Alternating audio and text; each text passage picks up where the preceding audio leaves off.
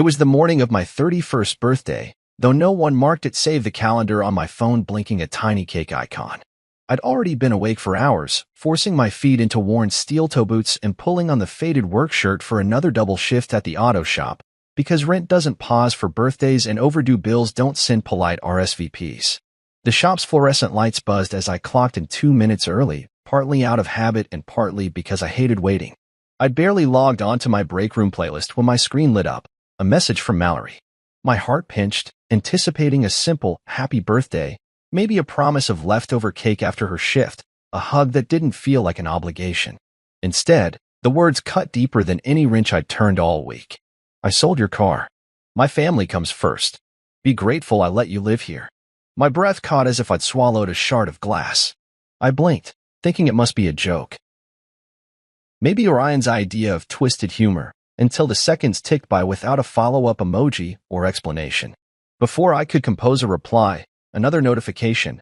Oh, and my brother Orion's college tuition is due. $5,200. You'll cover it. My phone felt heavier, a dead weight. I nearly dropped into the concrete floor. I stared at those numbers. $5,200 scraped together for his art history classes while I scrambled to cover my own rent, utilities, groceries. I typed, not happening. The hammer blow landed almost immediately. Then pack your ass. You're dead to me. I sank against the cool metal locker, the echo of the message reverberating in my skull.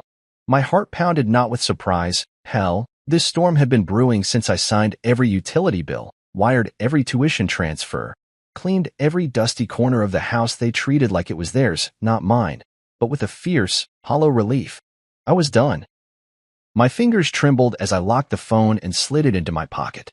I worked the rest of the shift with a measured calm, greasing brake pads and sharpening saw blades while my mind replayed every silent sentence I'd swallowed. You'll cover it. Be grateful. Dead to me. Each one had sewn another stitch in the cage I'd built around myself. In the roar of the compressor, I heard my own pulse steady into a decision. I would not beg. I would not plead. I would simply leave. By the end of the afternoon, the shop's afternoon lull gave me time to text Ronan. 2 words. Need couch. His reply, immediate and without prying, come now. I shut down the computers, unloaded tools, and walked out beneath a sky turning the color of bruised blue. Appropriate, I thought. I texted Mallory a single line. I'm done. No apology, no last-minute compromise. I wanted my words to echo in the kitchen where she would see them first. Walking the 3 blocks home, I felt a brittle calm settle around me. Each footfall on the cracked pavement sounded like freedom. When I reached the house, the front door was unlocked, as always. I stepped inside to the familiar hum of the refrigerator and the ghost of dinner dishes left soaking in the sink. Mallory stood at the counter, peeling carrots with meticulous precision. Trish lounged in the living room with a glass of red wine, head tilted back like a queen surveying a conquered kingdom. Conrad dozed in his recliner, eyes shuddered against an imagined sun. My blood chilled at their indifference, as if they'd been rehearsing this moment for months, waiting for me to emerge. I asked about the car sale, voice low. No response. I asked about the tuition demand. Trish's laughter, cold, brittle, filled the space. It's the least you could do for a family that took you in, she said, flicking her wrist. I didn't flinch. I gathered 2 duffel bags from my closet, clothes, toiletries, the few mementos that still belonged to me. Without uttering another word, I felt their eyes on my back as I walked through the corridor, each step away a reclaiming of the backbone they never bothered to notice I had. At Ronan's loft, the heater wheezed to life, filling the concrete room with a grainy warmth. The cat, a slender tabby with yellow eyes, jumped onto the mattress and curled against my side. I stared at the cracked window overlooking empty rooftops, the city's pulse muffled at this height. For the first time that day, I allowed myself a long exhale. I pulled out my phone and disabled the auto payments for the mortgage my name covered, signed out of streaming services, removed my name from utility accounts and banking apps. Each tap felt like a stitch unpicked from a garment I'd worn too long. I didn't steal anything. They'd already convinced themselves of my disposability, but I withdrew my presence and funding from every online ledger they accessed. The backbone they never saw had slipped away. Night came, and with it the first tremors of their panic. My phone vibrated with group chat hostility, Mallory's frantic messages, Trish's accusations, Conrad's threats. The Wi-Fi was down. They blamed the provider. Netflix was gone. They blamed the remote. The water bill missed. They blamed the city. None of their frantic text reached me. I watched them stumble in the dark, because for once they had no manual, no account in my name to rescue them. As I lay on Ronan's stiff mattress, the cat purring against my shoulder, I felt a calm rage smoldering in my chest, a recognition that I had been both provider and prisoner, and now I was neither. I closed my eyes, and for the first time in as long as I could remember, I felt unbound. The house where I'd bent myself into silent service now lay behind me, locked out by my own refusal. Tomorrow I would watch the fallout I'd orchestrated simply by stepping away. But tonight, I was neither indebted nor confined. Tonight, it was just me, and the quiet promise of a life reconstructed on my own terms. The sky had already turned that deep, purplish-gray hue by the time I walked home, the kind of color that blurs the world like an old bruise. Each step felt heavier than the last, not from the weight of my duffel bags, but from the knowing I was walking back not to a home, but to a house filled with people who had long since made it clear that I didn't belong. My boots scuffed the sidewalk, crunching little pebbles that had gathered along the curb, and with every stride, I repeated a single sentence in my head like a mantra. Don't argue, don't explain, don't beg. When I opened the door, the house was quiet, but not in that warm, comforting way you'd expect from home. It was a hollow quiet, the kind that makes your skin itch because it's too rehearsed. Like everyone inside had conspired to hold their breath until I broke first. The hallway lights were on, casting a harsh glow on the photo frames lining the wall. Pictures of Mallory's family from birthdays, cookouts, vacations I wasn't invited to. There was one photo of me, crooked on the edge of the shelf, partly obscured behind a scented candle that hadn't been lit in months. Fitting. I walked past it and into the kitchen. Mallory stood at the sink, washing dishes with so much force I half expected the plates to crack under her hands. Her hair was pulled into a tight bun, her expression unreadable except for the tightness in her jaw. She didn't look up. The faucet ran too loud, almost like she was trying to drown out my presence with the hiss of hot water and the scrape of steel wool. She wore the cardigan I bought her last Christmas, and for a moment, it stung to see it clinging to someone who could send a message like that and still move through the day unbothered. Her mother, Trish, lounged in the living room with a glass of red wine balanced like a trophy in her hand, her legs crossed, one slipper dangling from her toes. The TV was on mute, some crime show flickering across the screen, casting pale light on her smug face. She glanced at me once, then back to her glass like I wasn't worth the full tilt of her attention. Conrad, her husband, was stretched out in the recliner. I shut but not sleeping, he was listening. I saw the slight twitch in his eyelid every time the floor creaked. His chest rose a little too rhythmically, like he was pretending to nap just to avoid being part of the conversation. I dropped my bags beside the couch. The sound echoed in the silence. "Where's my car?" I asked, voice steady. No one answered. I stepped further in. "Mallory, where is it?" She scrubbed harder. Trish smirked into her wine and muttered, "You should be thanking us. That car was a luxury, not a right." I turned toward her. It was in my name. Trish rolled her eyes. "But you used our driveway, our gas money, our insurance plan. What's yours is ours when you live under our roof." "Our," I echoed, not bothering to mask the bitterness lacing my tone. Interesting math. Still no eye contact. Just the soft clink of glass as Trish refilled her wine. I turned back to Mallory. "And the tuition? Orion's tuition?" She finally spoke, voice flat as granite. "He's family.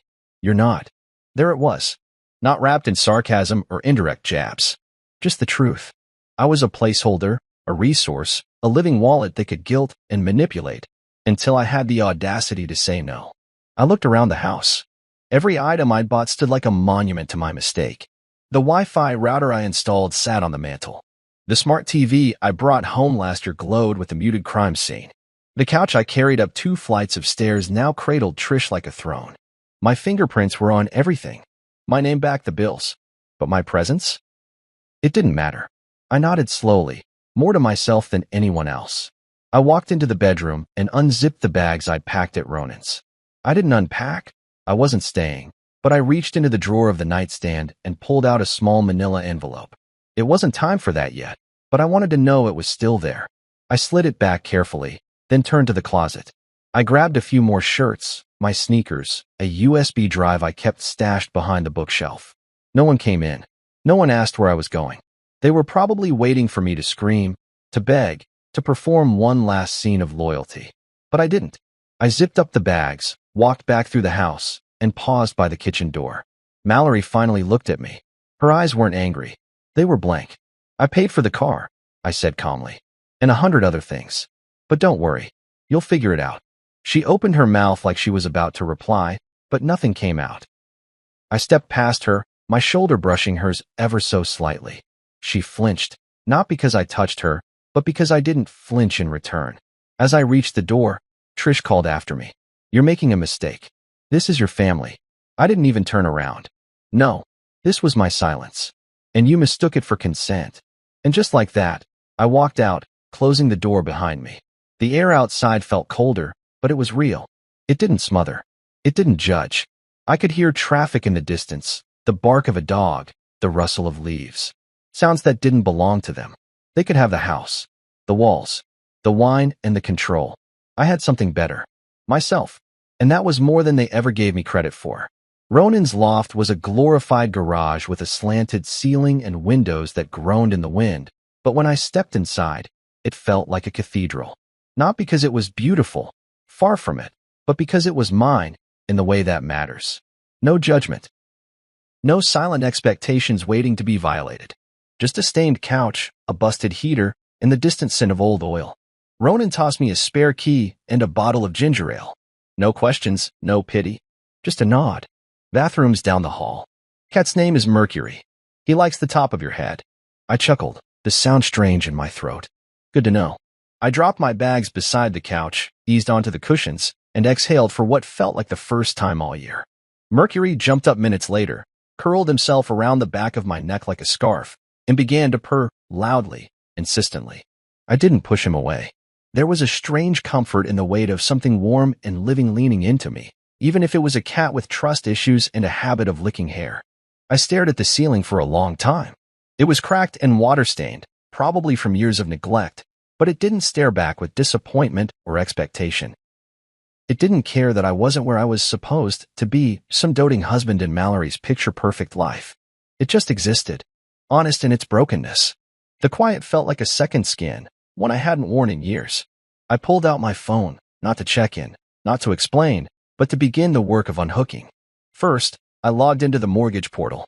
My name was on the payments because years ago, when Mallory had begged me to just help us get the loan, I had agreed without hesitation.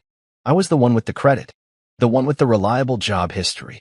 I disabled the autopay with a few taps. No dramatic exit. No final warning. Just a quiet severing. Then came the streaming services. I logged out of every profile, changed the passwords, revoked access on every device. Disney Plus, Netflix, Spotify, all of it.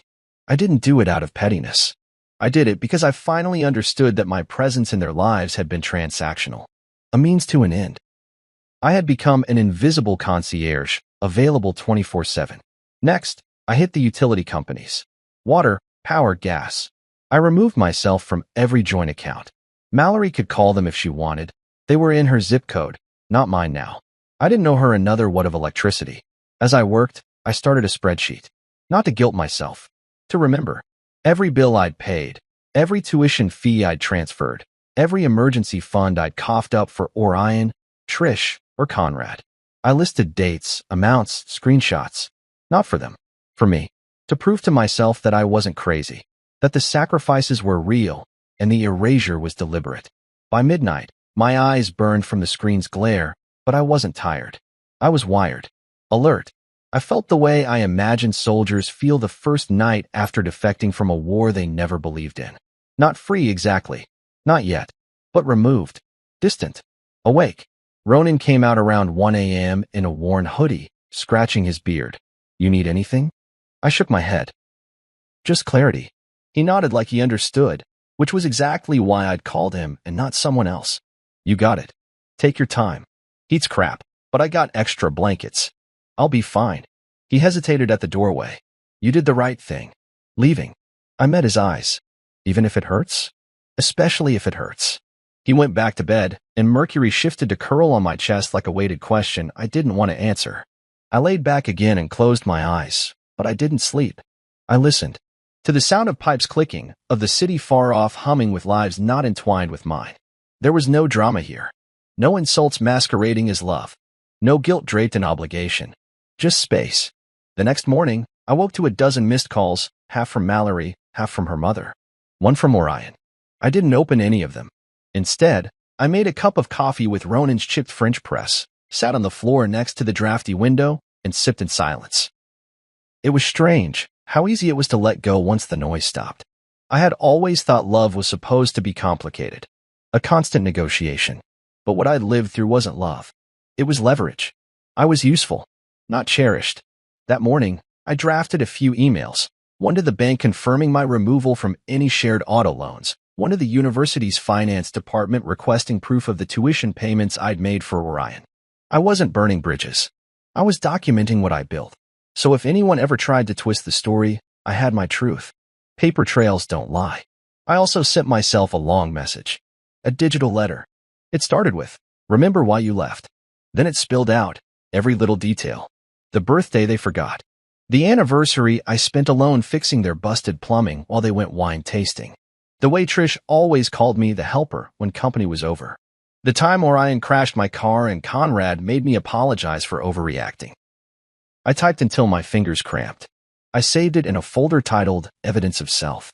By noon, Mercury had adopted me entirely. He followed me into the kitchen, onto the balcony, even to the bathroom door. He didn't ask for anything. He just showed up. Uncomplicated loyalty. I hadn't had that in years.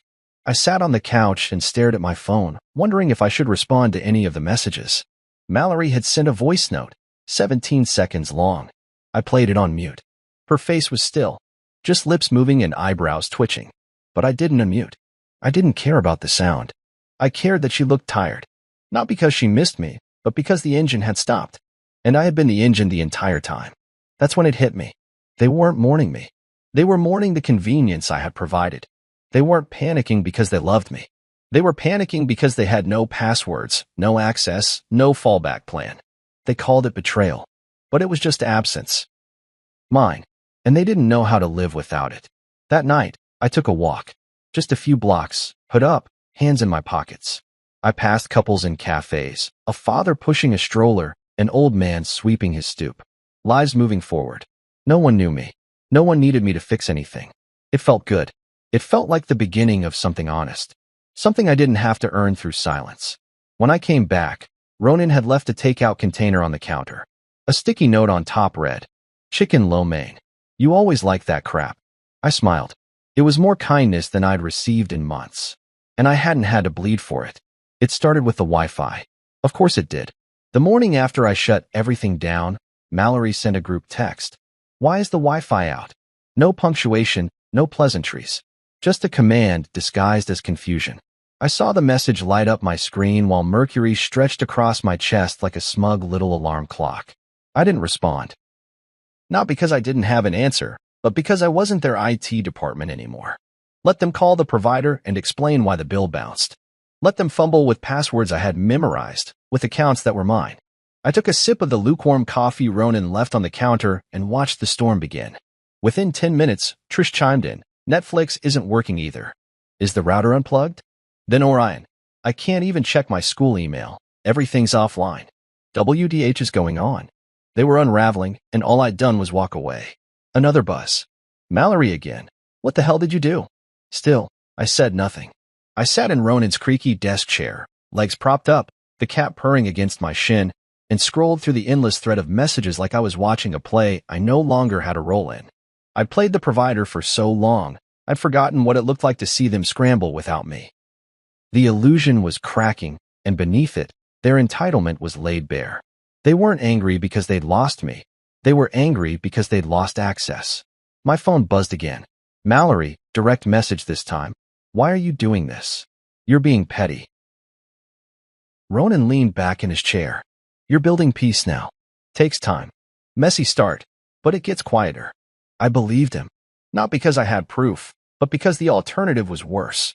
Going back to that silence where I had to apologize for existing, for asking questions, for needing anything at all. Before bed, I checked the family group chat one last time. Trish had started copying and pasting old emails, trying to prove something, her authority, maybe. Conrad had gone radio silent. Mallory was now asking friends if anyone knew a good tech guy. They were trying to rebuild what they had broken. Without me. And the truth? They wouldn't be able to. Because I wasn't just a participant. I was the structure. The admin. The quiet architect of their convenience. And now, they'd have to learn how to live without the man they treated like furniture. I powered off my phone and slipped under the blanket Ronan had left on the couch. Mercury climbed up and nestled against my ribs, already purring like a lullaby. The heater kicked in with a reluctant groan. The lights buzzed. The city outside kept humming, unaware of the tiny revolution happening inside a garage turn sanctuary. And I slept, not with vengeance in my heart, but with something quieter. Absence. Let them feel it. Let them wonder. Because this time, I wasn't coming back with an apology. This time, I was the one who left. And I was finally okay with that. It started with Conrad, of all people. The same man who once told me real men provide without keeping score had now taken to Facebook to air out his grievances like a teenager post-breakup. He wrote, "Some people pretend to be family, but the second they don't get their way, they abandon everything. Ungrateful freeloaders have no place in a real home." It was vague, dramatic, and painfully ironic, considering I was the one who paid their electric bill for 14 months straight. But what really made me pause was the comment section, because that's where Trish added her flourish. "We gave him everything," she wrote, as if their passive tolerance and occasional Thanksgiving plate were some grand inheritance. As if I hadn't bled behind the scenes to keep their crumbling castle from collapsing. As if letting me sleep under their roof while I funded every square foot was a form of charity. Then someone replied, "Wasn't that car in his name?" 3 likes, then 6, then 12. The thread began to shift. The air, if you could feel it through screens, changed temperature. The narrative started to slip. I didn't say a word. Instead, I opened my files, the ones I'd compiled while they were too busy sipping wine and ignoring my presence. Digital folders labeled with meticulous timestamps. Mortgage _ auto pays, tuition _ Ryan, car _ transfer, phone plan _ receipts. I had proof. Not just stories or emotions. Cold, clean proof. I selected one document. The car title, with my name listed as primary owner, Conrad's name signed beneath mine like a servant signing off a check he never cashed, and forwarded it to my cousin Brielle. Brielle wasn't just family. She was the kind of person who didn't speak often, but when she did, people listened. She worked in compliance for a major bank and had a gift for being surgically precise with truth. I simply typed, "Drop this in the family chat." No comment needed. She replied with a thumbs up. I muted the chat after that. I didn't need to see the explosion. I just needed them to know the matches were in someone else's hands now. By late afternoon, my phone vibrated 27 times. 17 of them were calls from Mallory. I didn't answer a single one. Ronan was on the porch grilling cheap burgers, flipping them with that casual confidence only bachelors have when they're not trying to impress anyone. He glanced over and raised an eyebrow. Let me guess. Detonation. I nodded, setting my phone down on the porch railing like it was radioactive. Conrad went public. I went factual. He laughed, passing me a beer. "Man's playing checkers. You're writing the manual for chess." I sat beside him, watching the smoke curl into the fading light. "It's not revenge. It's just subtraction. You don't have to justify it," he said. "You're just pulling your weight off their world. Let it tip." I took a slow sip of the beer, the bitter edge grounding me. Inside, Mercury pawed at the screen door, his tail twitching with that usual cat judgment, like he too had opinions on how things were unfolding. I let him out. He curled up beside my boot and blinked at the sky like he owned it. That evening, I started getting texts from Mallory's friends. Not the close ones, but the orbiters, the ones who used to share Instagram memes with her about clean behavior and cutting toxic men off. Now they were asking me, "What happened?" And she's losing it. "You okay?" One even said, "I thought you guys were solid." I didn't know all that was on you. The implication was clear. Mallory's version of the story had begun to unravel. Without my quiet compliance, she was struggling to spin her web. She didn't anticipate that receipts would talk louder than tears. By 9 p.m., I caved and checked the family group chat. Not to engage, just to observe.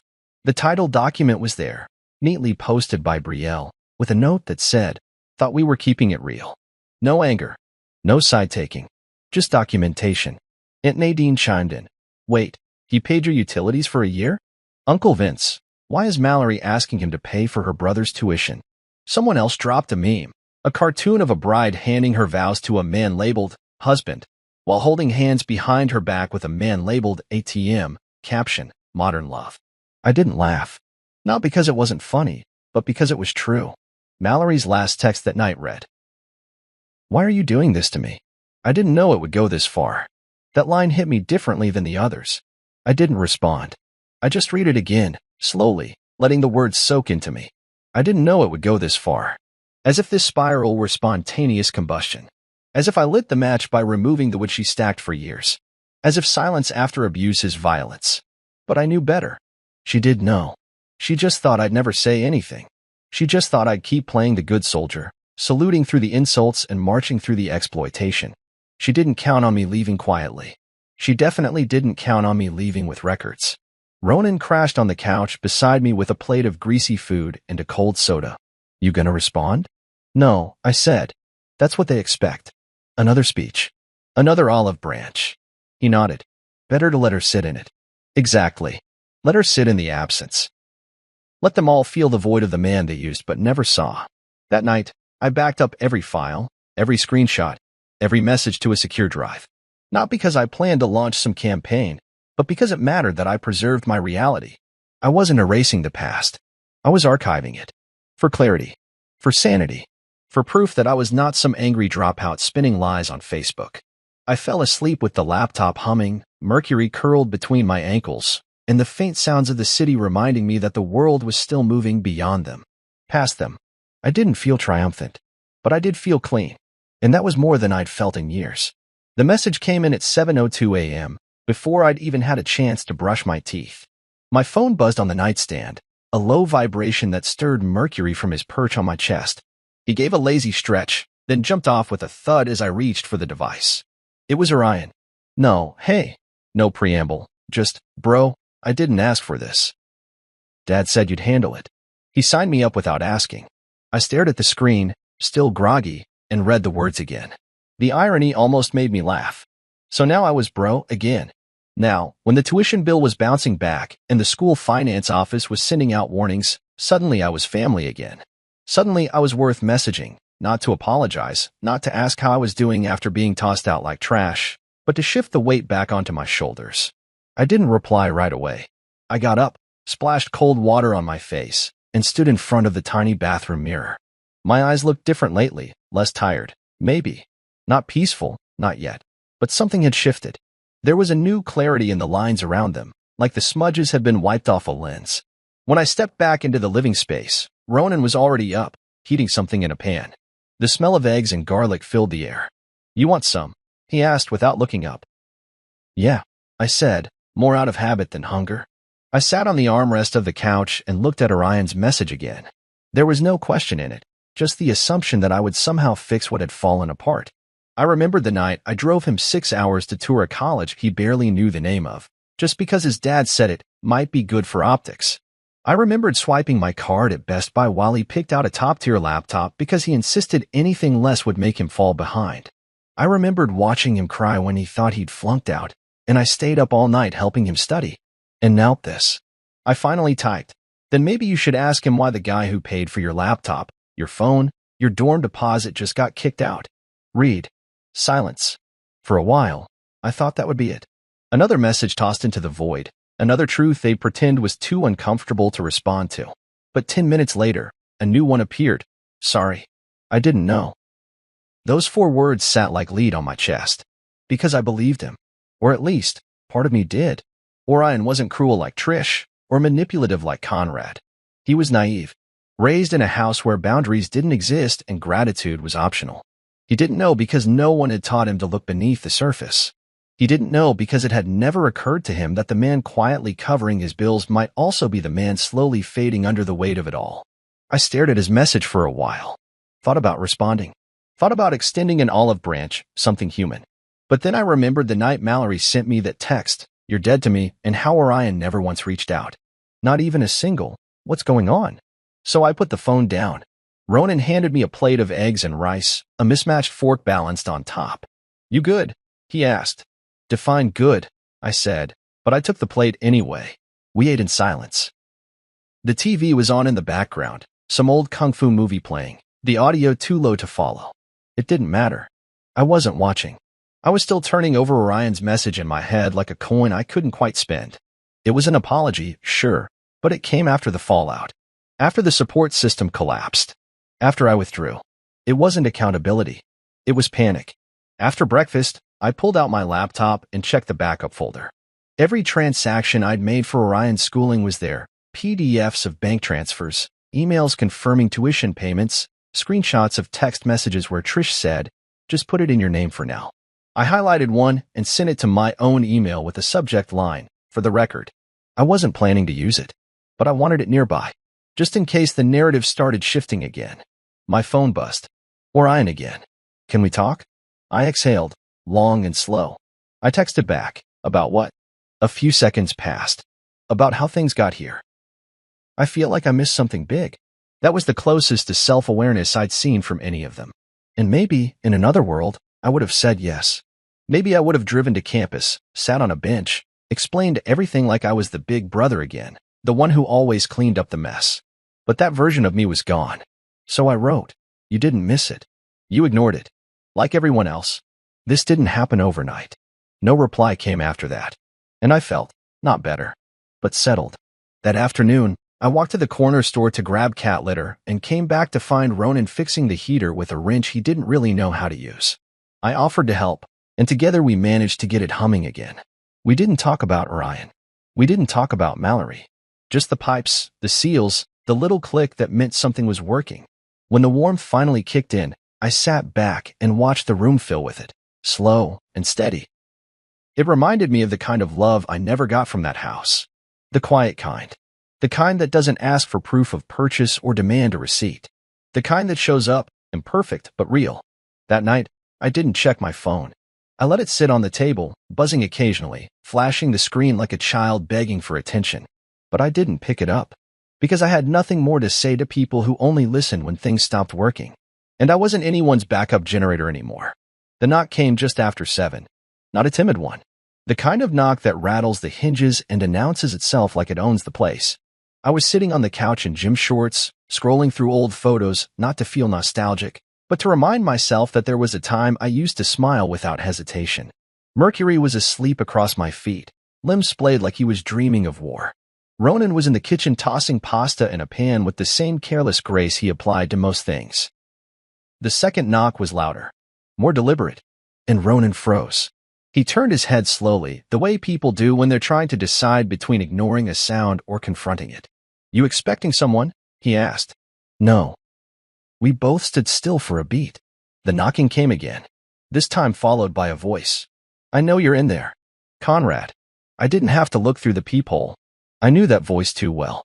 The low, authoritative bark of a man used to being obeyed. The same voice that once called me son when no one else was watching. The voice that turned ice cold the second I said, "No." Ronan dropped the spatula and headed for the door. "You want me to handle it?" "I'll come out," I said, stepping into my shoes and grabbing a hoodie. Ronan nodded but didn't move far. He opened the door just enough to see who was there, then stepped into the threshold with that quiet strength he carried like armor. Conrad stood on the stoop, fist clenched, chest puffed up, his eyes scanning the place behind Ronan's shoulder. "We need to talk," he said. No greeting. No apology. Just an order. Ronan didn't budge. "Talk to who?" "To him." Ronan glanced at me. "It's fine," I muttered. "Let him." He stepped aside slowly, but didn't leave. He stood there, arms crossed, silent sentinel. I stepped outside and closed the door behind me. The air was cool, the sky already sliding into that purplish tint of early evening. Conrad looked bigger than I remembered, or maybe I just felt smaller. But I didn't step back. He wasted no time. "You're punishing Mallory for nothing," he said, voice low and tight. I stared at him for a second, searching for any trace of irony. "She sold my car. She needed the money. She told me I was dead to her. She was angry. So was I said evenly. But I didn't dismantle her life in a text message." His mouth twitched, but he kept going. "You think walking away makes you a man? Real men don't abandon their families. You think calling yourself family makes you one?" I shot back. "Real men don't use others like ATMs with beating hearts." He stepped forward, his hand half lifting like he wanted to grab my shoulder. I flinched, just enough to let him know I wouldn't tolerate it. "Look," he said, voice lower now. You made your point. Okay. The house is chaos. The bills are stacked up. Trish can't stop crying. Mallory's unraveling. And he stared at me like I was supposed to blink. Like I was supposed to cave at the mention of tears I'd never once seen when I was still bleeding for them. I need you to come back, he said. I blinked once, slow and deliberate. You don't get to ask me that. She's your wife. She made her choice. He let out a frustrated breath, the kind that sounds like someone's trying to summon empathy they don't actually have. Fine. You don't want to come back. But you can't leave things like this. You've got people relying on you. And that's the problem, I said, stepping forward until we were eye to eye. You relied on me while treating me like I was expendable. You all did. You liked the version of me who stayed quiet, paid up, and asked for nothing. The second I stopped, I became the enemy. Conrad's jaw clenched. We gave you a place to live. And I gave you a house to keep living in. Do you even know what your electric bill costs every month? The water? The gas? I carried all of it while you acted like letting me sleep there was some gift. He took another step closer, trying to reassert whatever dominance he thought he still had. You're being cold. You want to burn everything down over a couple of fights. I laughed, loud and sharp enough that Ronan took a step closer, just in case. This isn't about fights.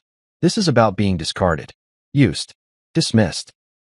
You all made it clear I was nothing more than a placeholder until something better came along. So guess what? I removed myself from the picture. Conrad's face darkened. You think you're better than us now? No, I said. I think I finally stopped being less. For a second, I thought he might swing. His hands balled into fists. His chest puffed up again. The whole alpha male performance. But then Ronan stepped forward and said, calm and deadly, you've got 10 seconds to leave my porch, or I call the cops. Conrad looked at him, then back at me.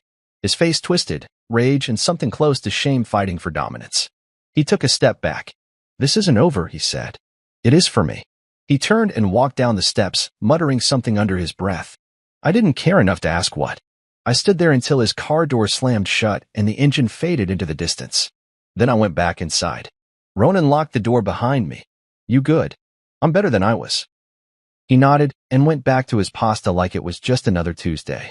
I sat down at the table and stared at the plate he'd made me. The steam was gone now. It had cooled, but I still ate. Because this meal? It wasn't conditional. It wasn't followed by a demand or a debt.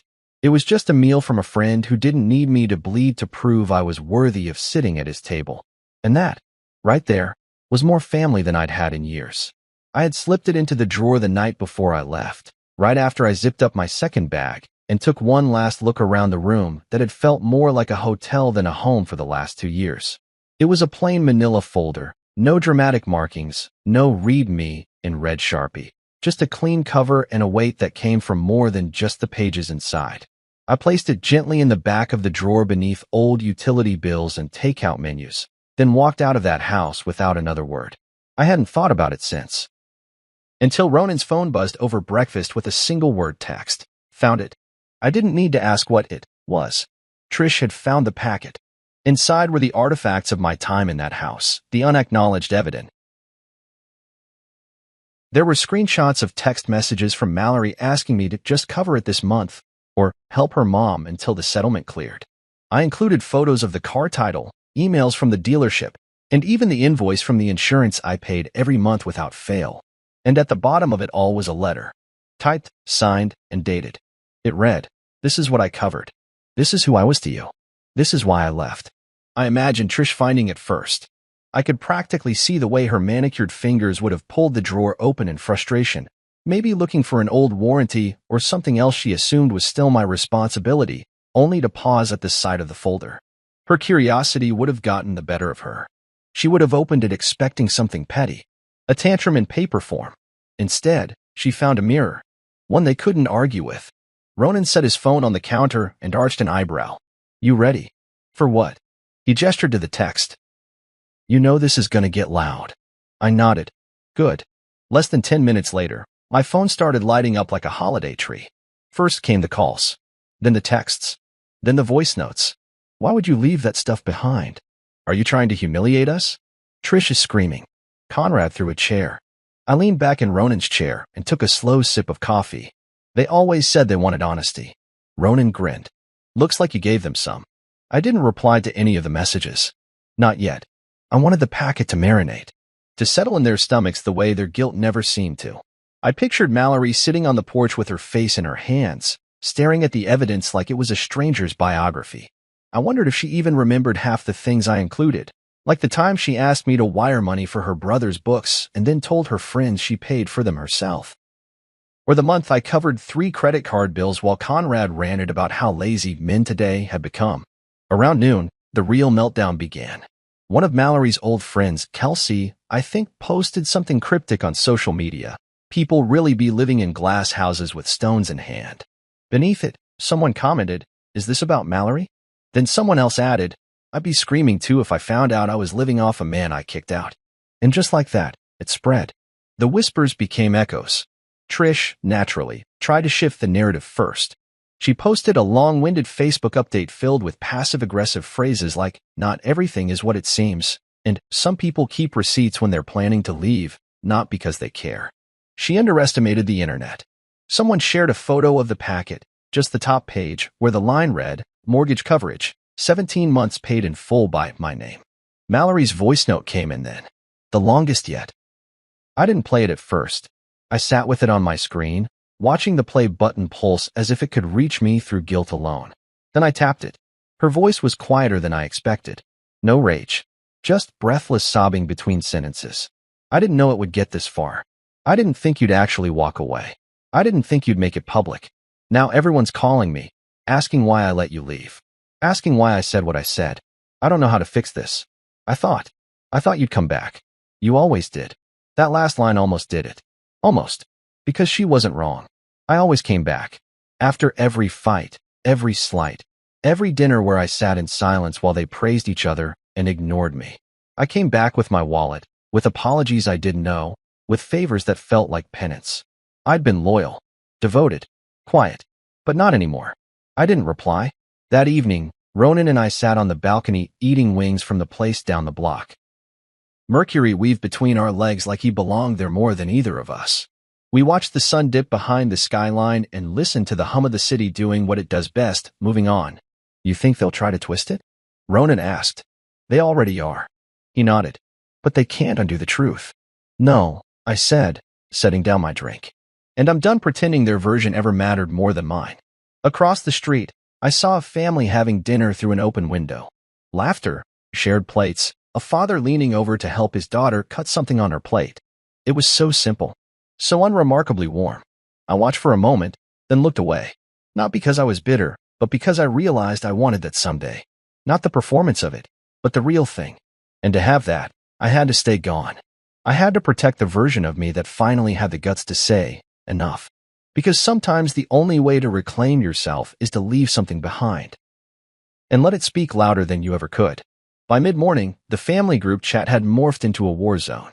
Notifications popped like popcorn, one after the other, some long, emotionally bloated paragraphs, others short and jagged like digital shrapnel. I scrolled through them with a strange calm, as if I were watching a documentary about someone else's collapse. Brielle, bless her, had started it. She dropped the screenshots one by one like surgical strikes, organized, time-stamped, and undeniable.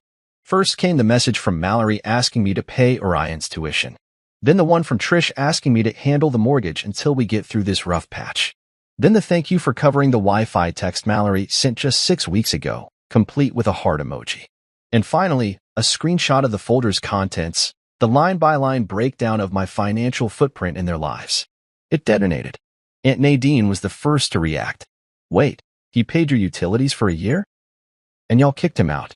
Uncle Vince followed. "I thought he just lived with y'all. Didn't know he was carrying the house." Then came Cousin Letty. "So he was paying for college that wasn't his, groceries he didn't eat, and still got told he was dead to her? Y'all wild." Every message hit like a small justice. Not enough to erase what happened, but enough to validate the version of events I lived through in silence. Then someone dropped a meme. A photo of a skeleton sitting at a dinner table with the caption, "Waiting for my turn to be appreciated by people who only call when the lights go out." Another meme followed it, this one harsher. "Divorce, sponsored by gaslighting." It had over a dozen laughing reactions in less than 2 minutes. Someone added a popcorn gif. And suddenly, it was clear, the tide had turned. The people who used to scroll past me at family gatherings were now calling out the ones who had leaned on me without hesitation. Not because they'd grown compassion, but because the receipts were right there in front of them. Mallory broke her silence then. Her text was a block of emotion, a long-winded plea that began with, "I didn't mean for it to go this far," and ended with, "I was just overwhelmed, and I took it out on the wrong person." Somewhere in the middle, she tried to justify the car sale, the tuition demand, the hurtful words. I thought he'd understand. He always did. It was the last sentence that really stuck with me. He always did. That was it, wasn't it? The whole foundation of our dynamic. Not love, not respect, just expectation. I would always understand. I would always step in. I would always hold the line while they pushed it further back. And when I finally didn't, the whole thing collapsed. Then came Orion. He posted a voice note in the chat, clearly rattled. I didn't know he was doing all that. Dad said he'd handle tuition. I thought it was some family trust thing. I'm sorry. I never wanted him dragged like this. He always looked out for me. The sincerity in his voice nearly cracked something in me, but I held firm. Because regret is not the same as accountability. And not knowing doesn't erase the pain caused by the assumption that I'd be there, always, endlessly, even when discarded. The silence that followed his message was loud. Then Cousin Xavier chimed in, honestly, y'all did him dirty. Period. Trish fired back. This is family business. Y'all weren't there. Brielle, calmly and without fuss, replied, screenshots say otherwise. That was the moment I knew it was over, not just the fight, but the version of myself that would have felt guilty about starting it. The family wasn't defending Mallory anymore. Not because they were defending me, necessarily, but because the truth had made it impossible to pretend. I'd taken my silence and turned it into documentation. And now they were reading it aloud like scripture they couldn't unsee. I got a private message then. One that hit harder than I expected. It was from Orion. Grandpa says you're the only adult in this family. It was short, stark, and I had to read it twice. He didn't ask for help, didn't ask for money, just passed on a comment that, for once, didn't feel manipulative or loaded with expectation. The man who used to pull me aside at Christmas and tell me I wasn't built like a leader had apparently changed his tune. Too late, but still, it landed. A beat later, Mallory messaged me directly. I didn't know it would go this far. I stared at that line for a while. The same one she sent in a voice note. The same thought she'd likely repeated to herself every hour since the packet was opened. But the truth was she did know. She just didn't believe I'd ever leave. She just didn't think I'd take my receipts with me. She thought I'd stay in my role quiet, reliable, unpaid emotional laborer. She thought my absence would be temporary. But the thing about systems is that when the power source is removed, everything goes dark. And I was the system. The one who remembered passwords, paid overdue bills, reattached emotional limbs no one else bothered to notice were severed. I was the Wi-Fi, the silent debit card, the emotional translator, the fallback plan, the husband in name, the technician in function. Now, I was a ghost in the machine, and the machine was offline. I didn't reply to Mallory, because she wasn't looking for a conversation. She was looking for control. She wanted the chaos to stop, but only if I'd come back and take the blame for causing it. Ronan came in then, holding his phone like it was ticking. Your ex-in-laws are trending on Facebook, he said with a smirk. I raised an eyebrow. He turned his screen toward me. Someone had shared Trish's original rant post alongside my itemized spreadsheet, and the comments were vicious. Even people I didn't know were chiming in with reactions like, imagine biting the hand that paid your light bill. I shook my head. I didn't want this. I know, Ronan said, but you didn't stop it either. That's the difference. I leaned back on the couch, Mercury claiming my lap once again, oblivious to the war playing out across screens. And I realized something important. This wasn't revenge. It was exposure. And the only reason it looked so harsh was because the truth had been buried so long under a smiling mask of family unity and forced gratitude. They'd built the fire. I'd simply stopped fueling it. And now that it was out, they were shivering in the cold. Maybe that's what it took to learn. And if they didn't, that was no longer my problem. It was a Tuesday morning when Ronan found me at the kitchen counter, stirring black coffee I had no intention of drinking. The steam curled upward, evaporating in slow, indifferent spirals, and I just stood there watching it fade. I hadn't slept much. Not because of anger. Not even regret. I'd slept poorly because something in me had clicked into a new rhythm, one that was no longer tied to their chaos. No more late-night arguments. No more waking up to overdraft texts because someone forgot to tell me they used the joint card. No more ghosting through a house as the man who paid the bills but never got a seat at the table. I was no longer the ghost husband. Ronan walked in with his usual half-worn hoodie, tossed his keys in the bowl by the door, and said, "You've got a visitor." I didn't even need to ask who. Conrad again? I muttered. "Nope," Ronan said. "Neighbor." The older woman from 2 doors down. Said something about your ex's dad pacing her porch. I blinked. He's bothering strangers now? Apparently he's asking if anyone knows how to get help paying the electric bill. You want to laugh, don't you?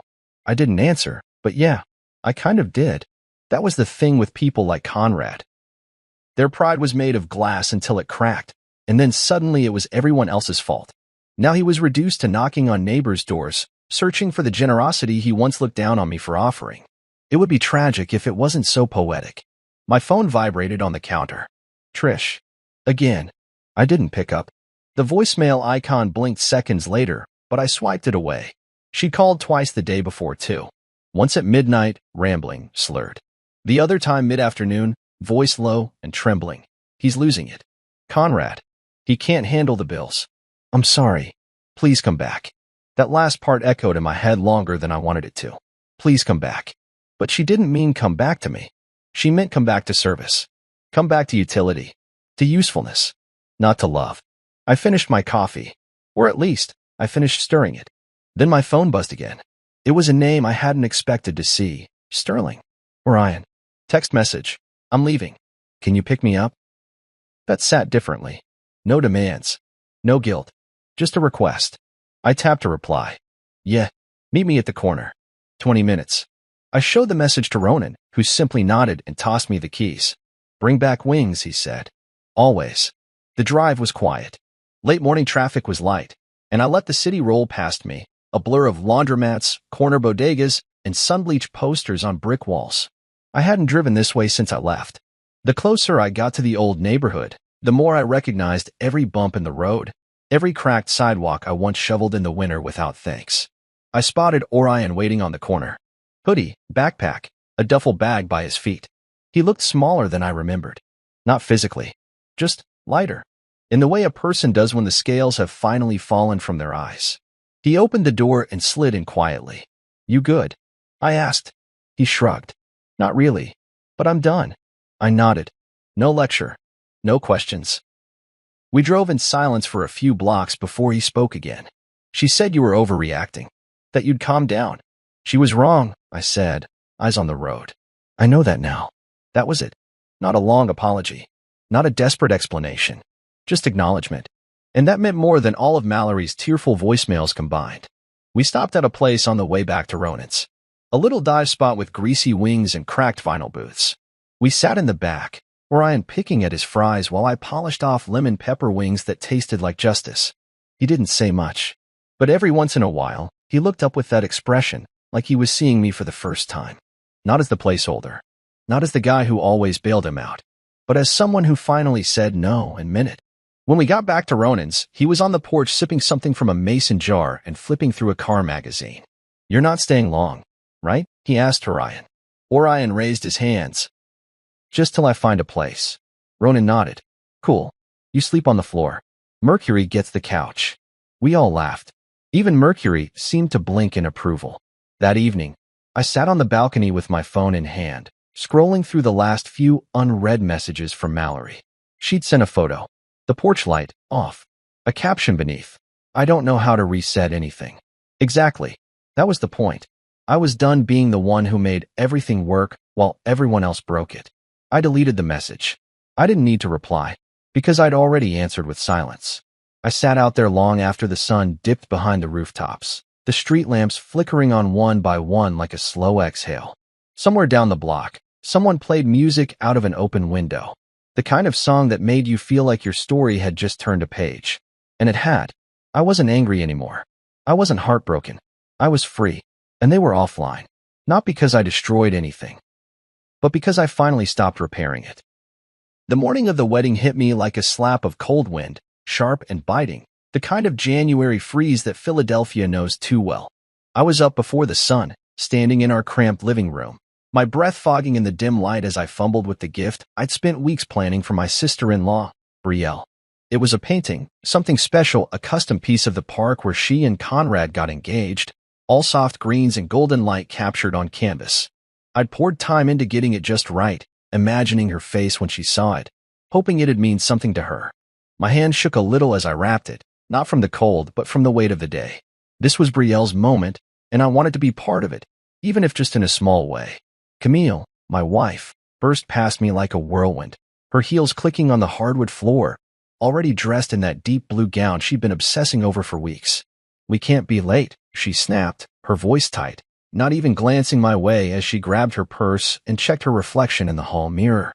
I opened my mouth to say something, maybe a good morning, maybe a joke to ease the tension, but she was already halfway out the door. I let it slide. It wasn't about me today, I told myself. It was about Brielle, about family, about making sure everything went smooth. I tugged on my coat, the heavy wool one that still smelled faintly of last winter's snow, and followed her out into the gray dawn. The street was quiet, the air stinging my cheeks as I locked the door behind us. Camille's parents, Martha and Lionel, pulled up in their sleek black sedan right on time, the engine humming low. I slid into the back seat beside Camille, the gift balanced awkwardly on my lap, and gave them a nod. "Morning," I said, keeping it simple, expecting at least a hello back. Nothing. Martha adjusted her scarf in the front seat, her lips pressed into a thin line, while Lionel kept his eyes on the road, hands gripping the wheel like he was steering through a storm. The silence stretched out, thick and heavy, broken only by the soft hum of the heater. I shifted in my seat, the painting digging into my knees, and glanced at Camille. She was staring out the window, her fingers tapping against her thigh, lost in her own world. I figured it was nerves. Weddings do that to people, right? Everyone's wound up, focused on the details, the timing, the million little things that could go wrong. I told myself not to take it personal. They were probably just stressed, all of them, and I was just along for the ride. The drive to the church felt longer than it should have, the city waking up slow around us, cars crawling through the frost-covered streets, lights flickering on in the row houses we passed. I tried to fill the quiet in my head, running through what I'd say to Brielle when I handed her the gift. Something simple, like, "Hope you like it. Meant it just for you."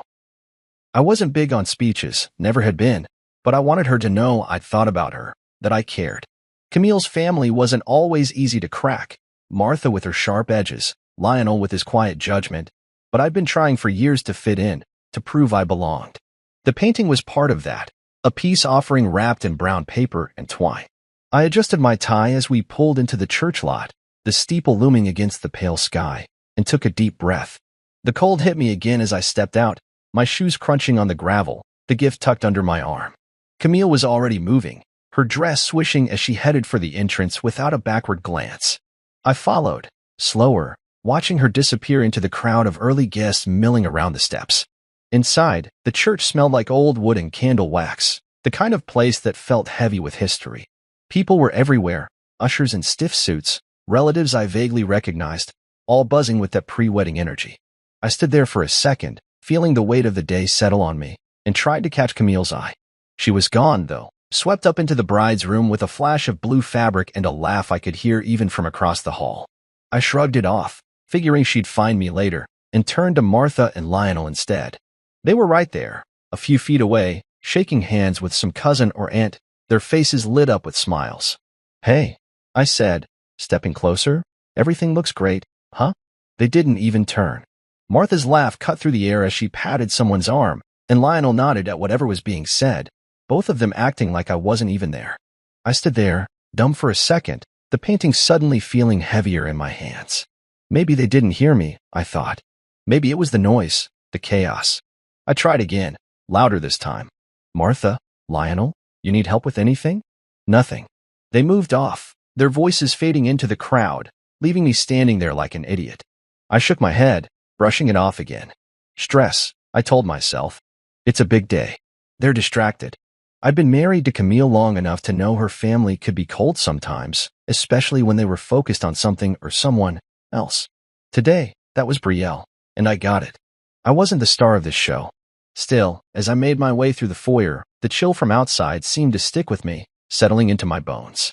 I spotted an usher near the sanctuary doors and figured I'd at least get settled, find our seats, make myself useful somehow. Hey, I said, giving him a half smile, where's the family sitting? He glanced at me, then down at his clipboard, his brow furrowing like he was solving a puzzle. Name? He asked. Curtis Monroe. I said, bride's brother-in-law. He nodded, but it wasn't a sure nod. It was the kind that made my stomach twist a little. I waited, watching him scan the list, and told myself everything was fine. It was just a formality, a little mix-up at worst. The day was just starting, and I had no idea how much colder it was about to get. The church was buzzing now, the air thick with anticipation as the organ started up, a low rumble that vibrated through the pews. I sat there on that side bench, still trying to shake off the sting of Martha and Lionel walking past me like I was invisible. The painting rested on my lap, its edges pressing into my thighs, and I kept glancing toward the family pew, waiting for some sign that this was all a mix-up. Maybe Camille would come out, spot me over here, and drag me up front with that half-annoyed, half-amused look she gets when things go sideways. But the minutes ticked by, and she didn't show. The usher had moved on, directing latecomers to their seats, and I was left alone, surrounded by strangers who didn't even bother to make small talk. I shifted in my spot, though it digging into my back, and tried to focus on the ceremony that was about to start. This was Brielle's day, I reminded myself. My weird seating arrangement didn't matter, not yet. Anyway, I'd fix it later, talk to Camille, figure out what the hell was going on. For now, I just had to get through it. The music swelled, and the doors at the back of the sanctuary swung open. Everyone turned, necks craning, and there was Brielle, stepping into the aisle like she'd walked out of a dream. Her dress was all white lace and shimmer, catching the light from the stained glass windows, and her face was glowing under that veil.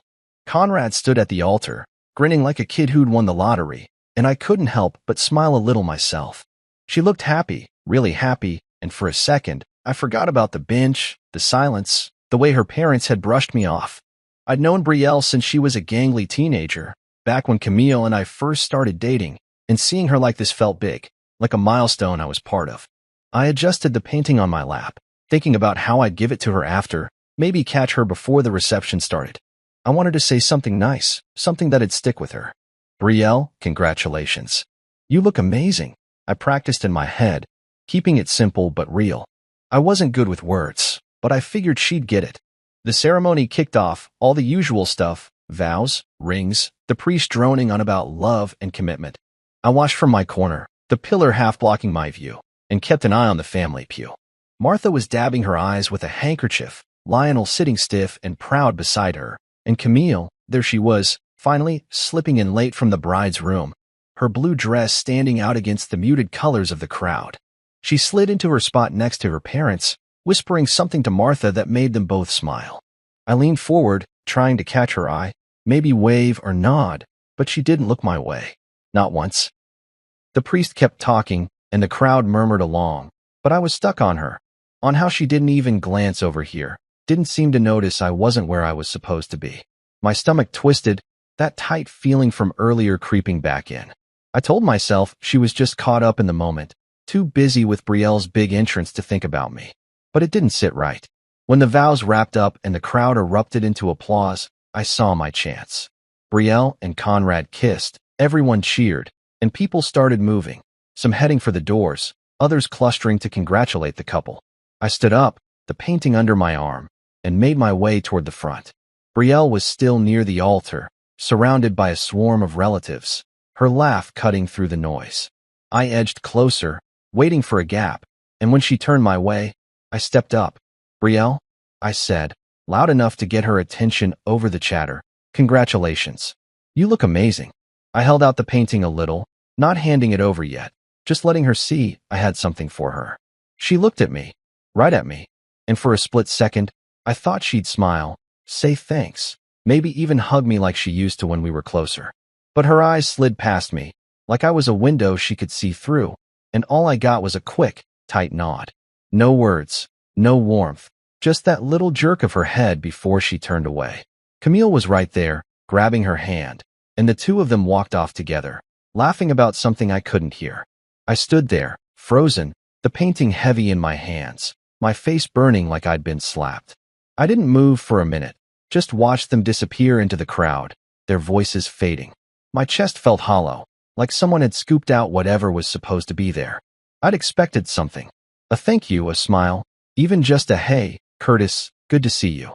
But it was like I wasn't even real to her. I turned, scanning the room, and caught sight of Conrad near the groomsmen, all of them clapping each other on the back. We talked a lot over the years, career stuff, mostly him asking me for advice when he was starting out. I figured I'd try him, at least get a handshake or a nod to shake off this weird feeling. I started toward him, weaving through the crowd, but when I got close, he glanced my way, just a flicker, and then turned his back, laughing at something one of the guys said. No wave, no hey man, nothing. I stopped short, the noise of the church pressing in around me, and felt that hollow spot grow bigger. I made my way back to the bench, my steps slow, the painting banging against my leg with every move. The crowd was thinning out now, people heading for the reception, and I sat down hard, staring at the floor. Brielle's nod replayed in my head, that empty little gesture, and then Conrad's dodge, like I was someone he didn't even know. Camille hadn't looked for me, her parents hadn't spoken to me, and now this. I rubbed my face, the cold from my hands seeping into my skin, and tried to make sense of it. Maybe I was overthinking it. Weddings are hectic. People get distracted, caught up in their own stuff.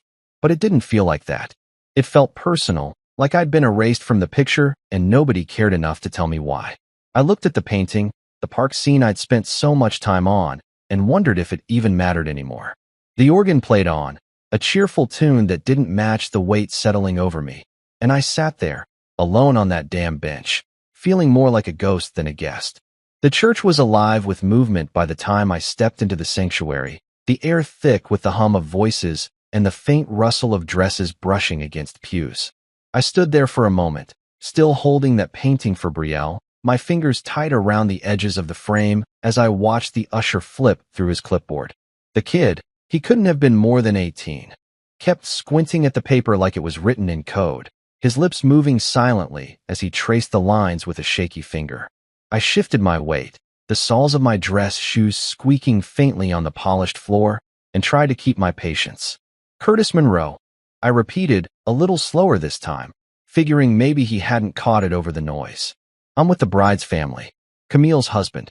He nodded again, but it was that same uncertain nod from before, the kind that made me feel like I was asking for something I shouldn't. Yeah, hang on, he mumbled, flipping a page, then another.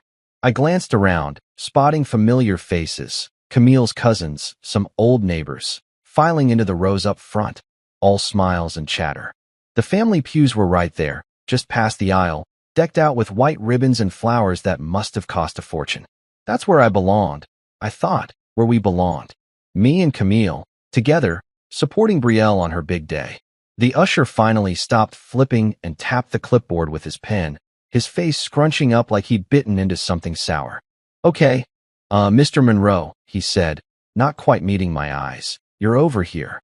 He pointed, not to the family pews, but to a bench off to the side, tucked against the wall near a stained glass window that threw red and blue light across the floor. I blinked at him, waiting for the punchline. You sure? I asked, keeping my voice steady, though my chest was starting to tighten. I'm the bride's brother-in-law. Shouldn't I be up there? I jerked my chin toward the front, where Martha and Lionel were already settling in, shaking hands with some guy in a gray suit. The kid swallowed, his Adam's apple bobbing hard. It's what's on the chart, sir, he said, holding up the clipboard like it was a shield. Side bench. Row 7. I stared at him, then at the paper, trying to make sense of it. My name, Curtis Monroe, was scrawled in black ink, right where he said, nowhere near the family section. No mistake, no mix-up. Just me, shoved off to the side like an afterthought. I opened my mouth to argue, to tell him to check again, but the words stuck in my throat. People were watching now, heads turning as they shuffled past, their eyes flicking over me like I was some stranger crashing the party. My face burned, and I forced a tight smile instead. Fine, I said, adjusting the painting under my arm. Thanks. The kid looked relieved, scurrying off to herd more guests, leaving me standing there with that damn clipboard image burned into my head. I made my way to the side bench, my steps heavier than they should have been, and dropped onto the hardwood. Row 7. Not even a good view, just a slanted angle of the altar and a clear shot of everyone else's backs. I set the painting beside me, careful not to let it tip, and leaned back, trying to shake the feeling creeping up my spine. It's just a seat, I told myself. Doesn't mean anything. Weddings are chaos. Someone screwed up, that's all. But as I sat there, the cold from the stone wall seeping through my coat, I couldn't ignore how alone I felt, even in a room full of people. Camille was still nowhere in sight, probably fussing over Brielle's veil or whatever brides needed fussing over. I scanned the crowd, hoping to catch her eye when she came out, maybe wave her over so we could sort this out together. She'd laugh about it, I figured, tell me it was a mistake, drag me up front where I belonged. But the minutes ticked by, and the sanctuary filled up, and still no sign of her. The organ started playing, soft and low, signaling things were about to kick off. I straightened up, smoothing my tie, trying to look like I wasn't bothered. That's when I saw Martha and Lionel again, moving down the aisle like royalty, all warm smiles and nods to the guests. They passed right by me, close enough I could have reached out and tapped Martha's shoulder. I didn't, though.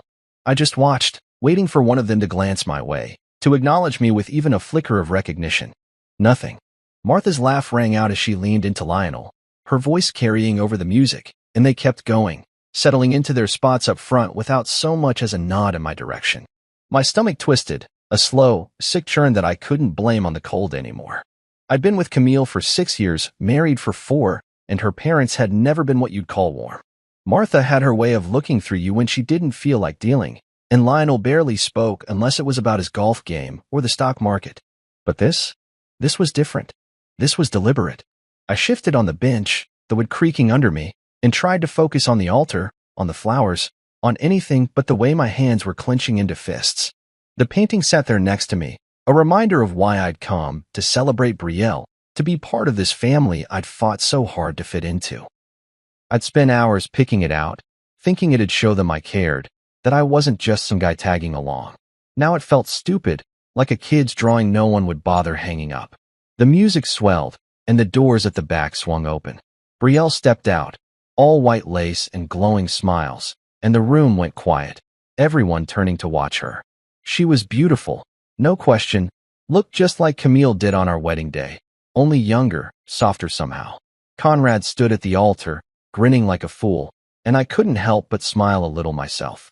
They were good together, those two. I'd always liked Conrad, solid guy, easy to talk to. I figured he'd at least give me a wave later, maybe a thanks for coming. But as Brielle glided past, her eyes sweeping the room, they skipped right over me. Not a glance, not a pause. Camille was behind her, holding the train, her face lit up with pride. I lifted a hand, just a small wave, hoping she'd see me, come over, fix this. She didn't. Her gaze slid past like I was part of the wall, and then she was gone, up at the front with the rest of them, leaving me here on this stupid bench. I sat back, the air feeling heavier now, pressing down on me. The ceremony started, vows, rings, the usual, and I tried to listen, tried to care, but all I could think about was that chart. My name, scratched out of the family pews, stuck on the side like I didn't matter. Martha and Lionel's blank stares. Camille's disappearing act. I wasn't imagining it. This wasn't just stress or a mix-up. Something was wrong, and it was starting to feel like it had been wrong for a while. I gripped the edge of the bench, my knuckles white, and stared at the painting beside me. Maybe I'd give it to Brielle later, maybe I wouldn't. Right then, it didn't feel like anyone in that room gave a damn what I did. The reception hall was a blur of noise and light by the time I walked in, my shoes echoing on the polished floor as I trailed behind the last stragglers from the church. The air smelled like roasted chicken and wine, and the chandeliers overhead threw soft gold across the tables, making everything look warmer than it felt. I still had that painting tucked under my arm, its weight a steady reminder of the day I'd been trying to make sense of. After the ceremony, I lingered in the sanctuary, half hoping Camille would come find me, half knowing she wouldn't. She hadn't. The family had swept out together, Brielle and Conrad leading the charge, Martha and Lionel close behind, Camille laughing with some I didn't recognize, and I'd been left to shuffle out with the crowd, the cold from outside still clinging to my coat. Now, standing in the doorway of this big, fancy room, I scanned the place for my spot, figuring I'd at least get to sit with Camille, maybe talk to her, straighten out whatever was twisting up inside me.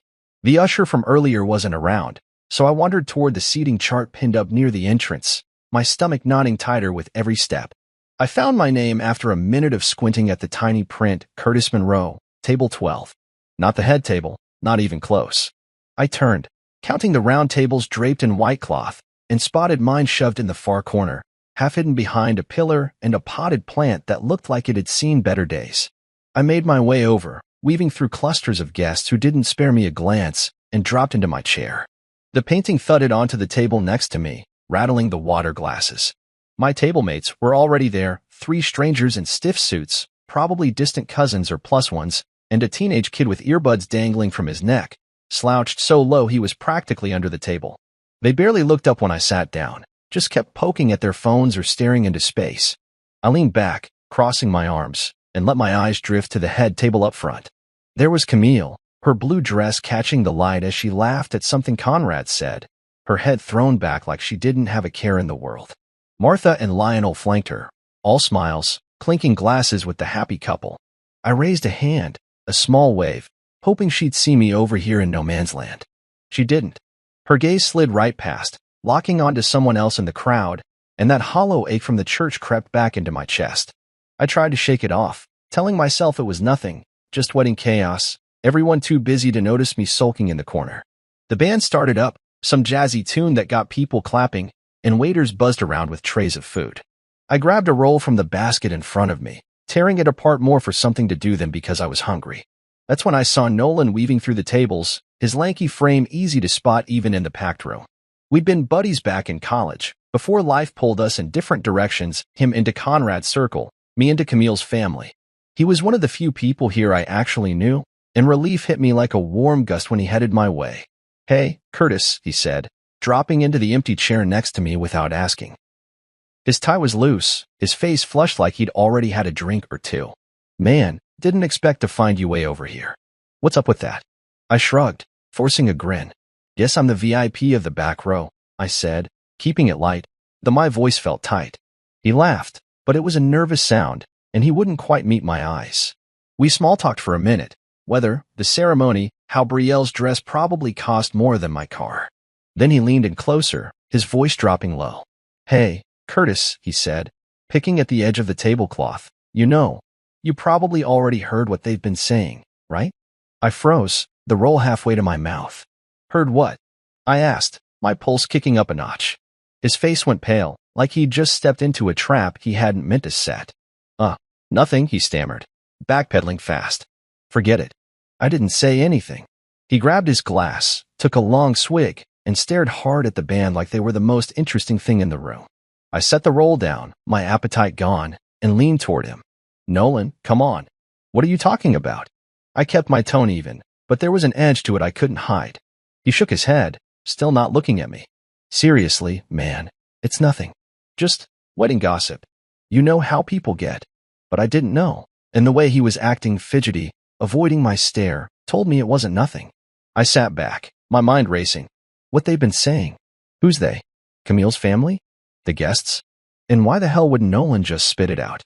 I glanced at the head table again. Camille was still there, laughing with Brielle now, her hand on her sister's arm like they were sharing some big secret. Martha leaned in, whispering something that made them all giggle, and Lionel nodded along, sipping his wine. None of them looked my way, not even a flicker. I turned back to Nolan, who was now pretending to be fascinated by the centerpiece, a tacky pile of roses and candles. "Nolan," I said, sharper this time, "if something's up, just tell me. I'm not in the mood for games."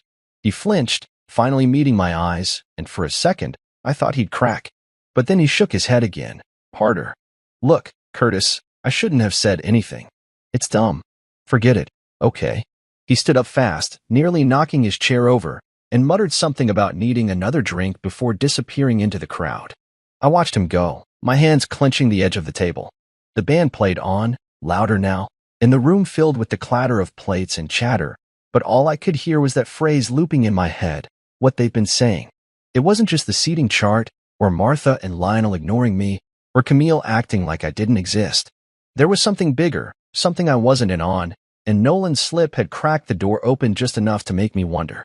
I looked around the table, my silent companions still glued to their phones, the kid now picking at his nails, and felt that corner close and tighter. Up front, the first toast started, some uncle droning on about love and family, and the crowd cheered. I stayed quiet, my eyes on Camille, waiting for her to turn, to see me, to give me something. She didn't. She raised her glass with the rest of them, her smile wide, and I sat there, the outsider at my own wife's sister's wedding, with Nolan's words buzzing in my ears like a warning I couldn't quite hear yet. The reception was in full swing now, the band cranking out a fast beat that had people spilling onto the dance floor, their laughter bouncing off the high ceilings. I sat there at table 12, the painting propped against my chair, its edges digging into my leg every time I shifted. Nolan's quick exit had left me rattled, his half-spoken warning, what they've been saying, hanging in the air like smoke I couldn't clear. I picked at the chicken on my plate, the sauce gone cold, and kept stealing glances at the head table. Camille was still up there, her blue dress shimmering under the lights, chatting with Brielle and some guy in a tux I didn't know. She looked happy, really happy, and it twisted something in me, seeing her so at ease while I was stuck over here, piecing together scraps of nothing. The strangers at my table didn't help. They'd barely grunted a hello, and the kid with the earbuds was now scrolling through his phone, oblivious to the party around him. I felt like a shadow, fading into the corner while everyone else lived in the light. I couldn't sit there anymore. The noise, the heat, the way my thoughts kept spinning, it was too much.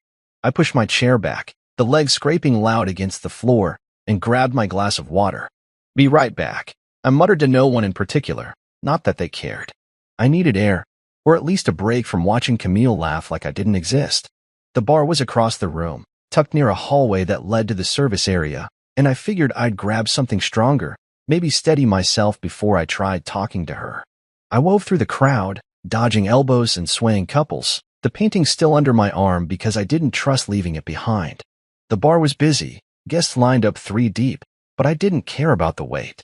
I just wanted to move, to do something other than sit and stew.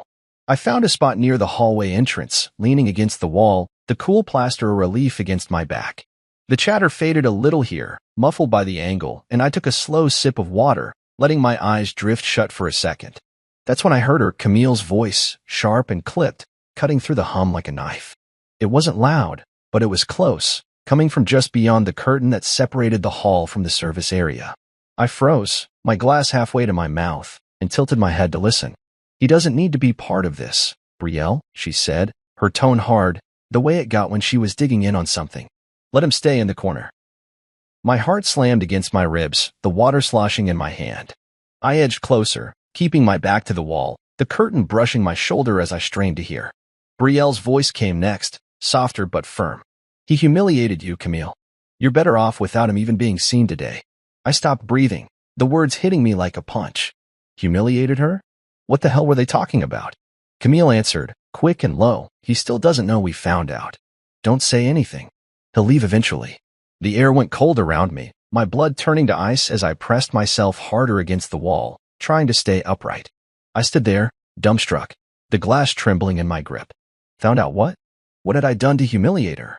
My mind raced, flipping through every moment of the last few weeks, months even, searching for something, anything, that could explain this. I hadn't fought with Camille, not really. Sure, we'd had our spats, the usual stuff about bills or who forgot to take out the trash, but nothing big, nothing that'd make her say something like that. I hadn't cheated, hadn't lied, hadn't done a damn thing I could think of to deserve this. But there it was, straight from her mouth, and Brielle backing her up like it was gospel. He'll leave eventually. Like I was some stray dog they were waiting to wander off.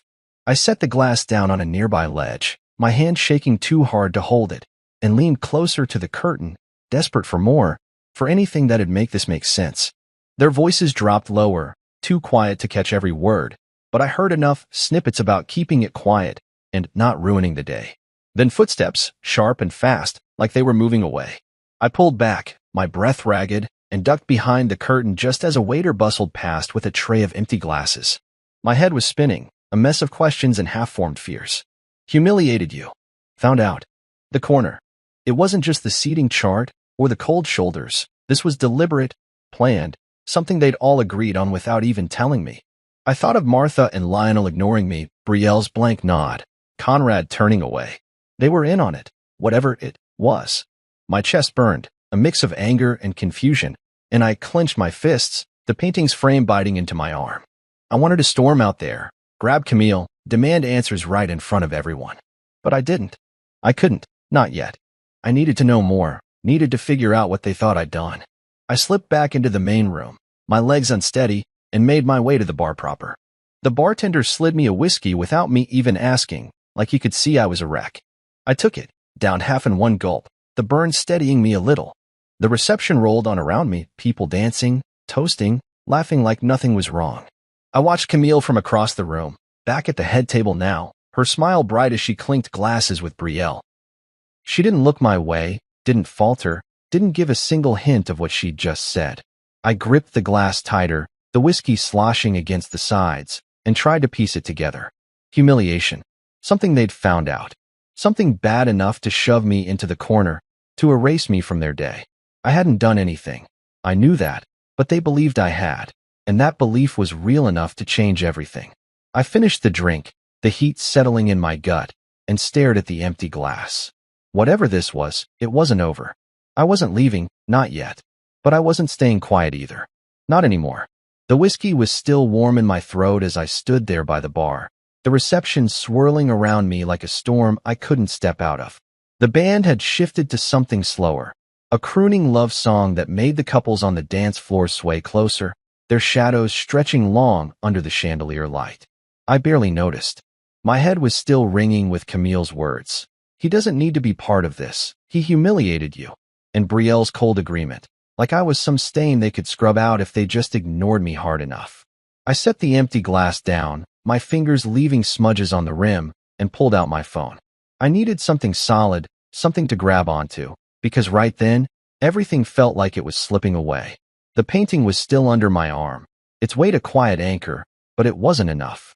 I had to know what they'd found out, what lie or half-truth had turned my wife and her family against me. Social media was a long shot, but Camille lived on it, posting every dinner, every outing, every damn thought that crossed her mind. If there was a clue, it'd be there. I leaned against the bar, the wood digging into my elbow, and opened her profile. The noise of the reception faded to a dull hum as I scrolled, my thumb moving fast through the usual stuff. Pictures of her and Brielle trying on dresses, a shot of the cake from earlier, all captioned with hearts and exclamation points. Then I stopped. A week ago, a post from some private bridal party I hadn't been invited to.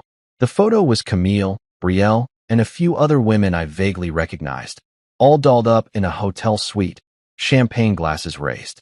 The caption hit me like a brick. Just us girls. No room for anyone fake this time. I stared at it, the words blurring a little as my grip tightened on the phone. Fake. That was me, wasn't it? I scrolled down, checking the tagged photos, the credits, the little thank yous she always added. My name was gone. Not just missing from this post, erased from everything. Old pictures of us at family dinners, vacations, even that dumb selfie from last Christmas with the tree half tipped over. My face was cropped out, my tag removed. Like I'd never been there. I kept going, my breath shallow, and found the comments.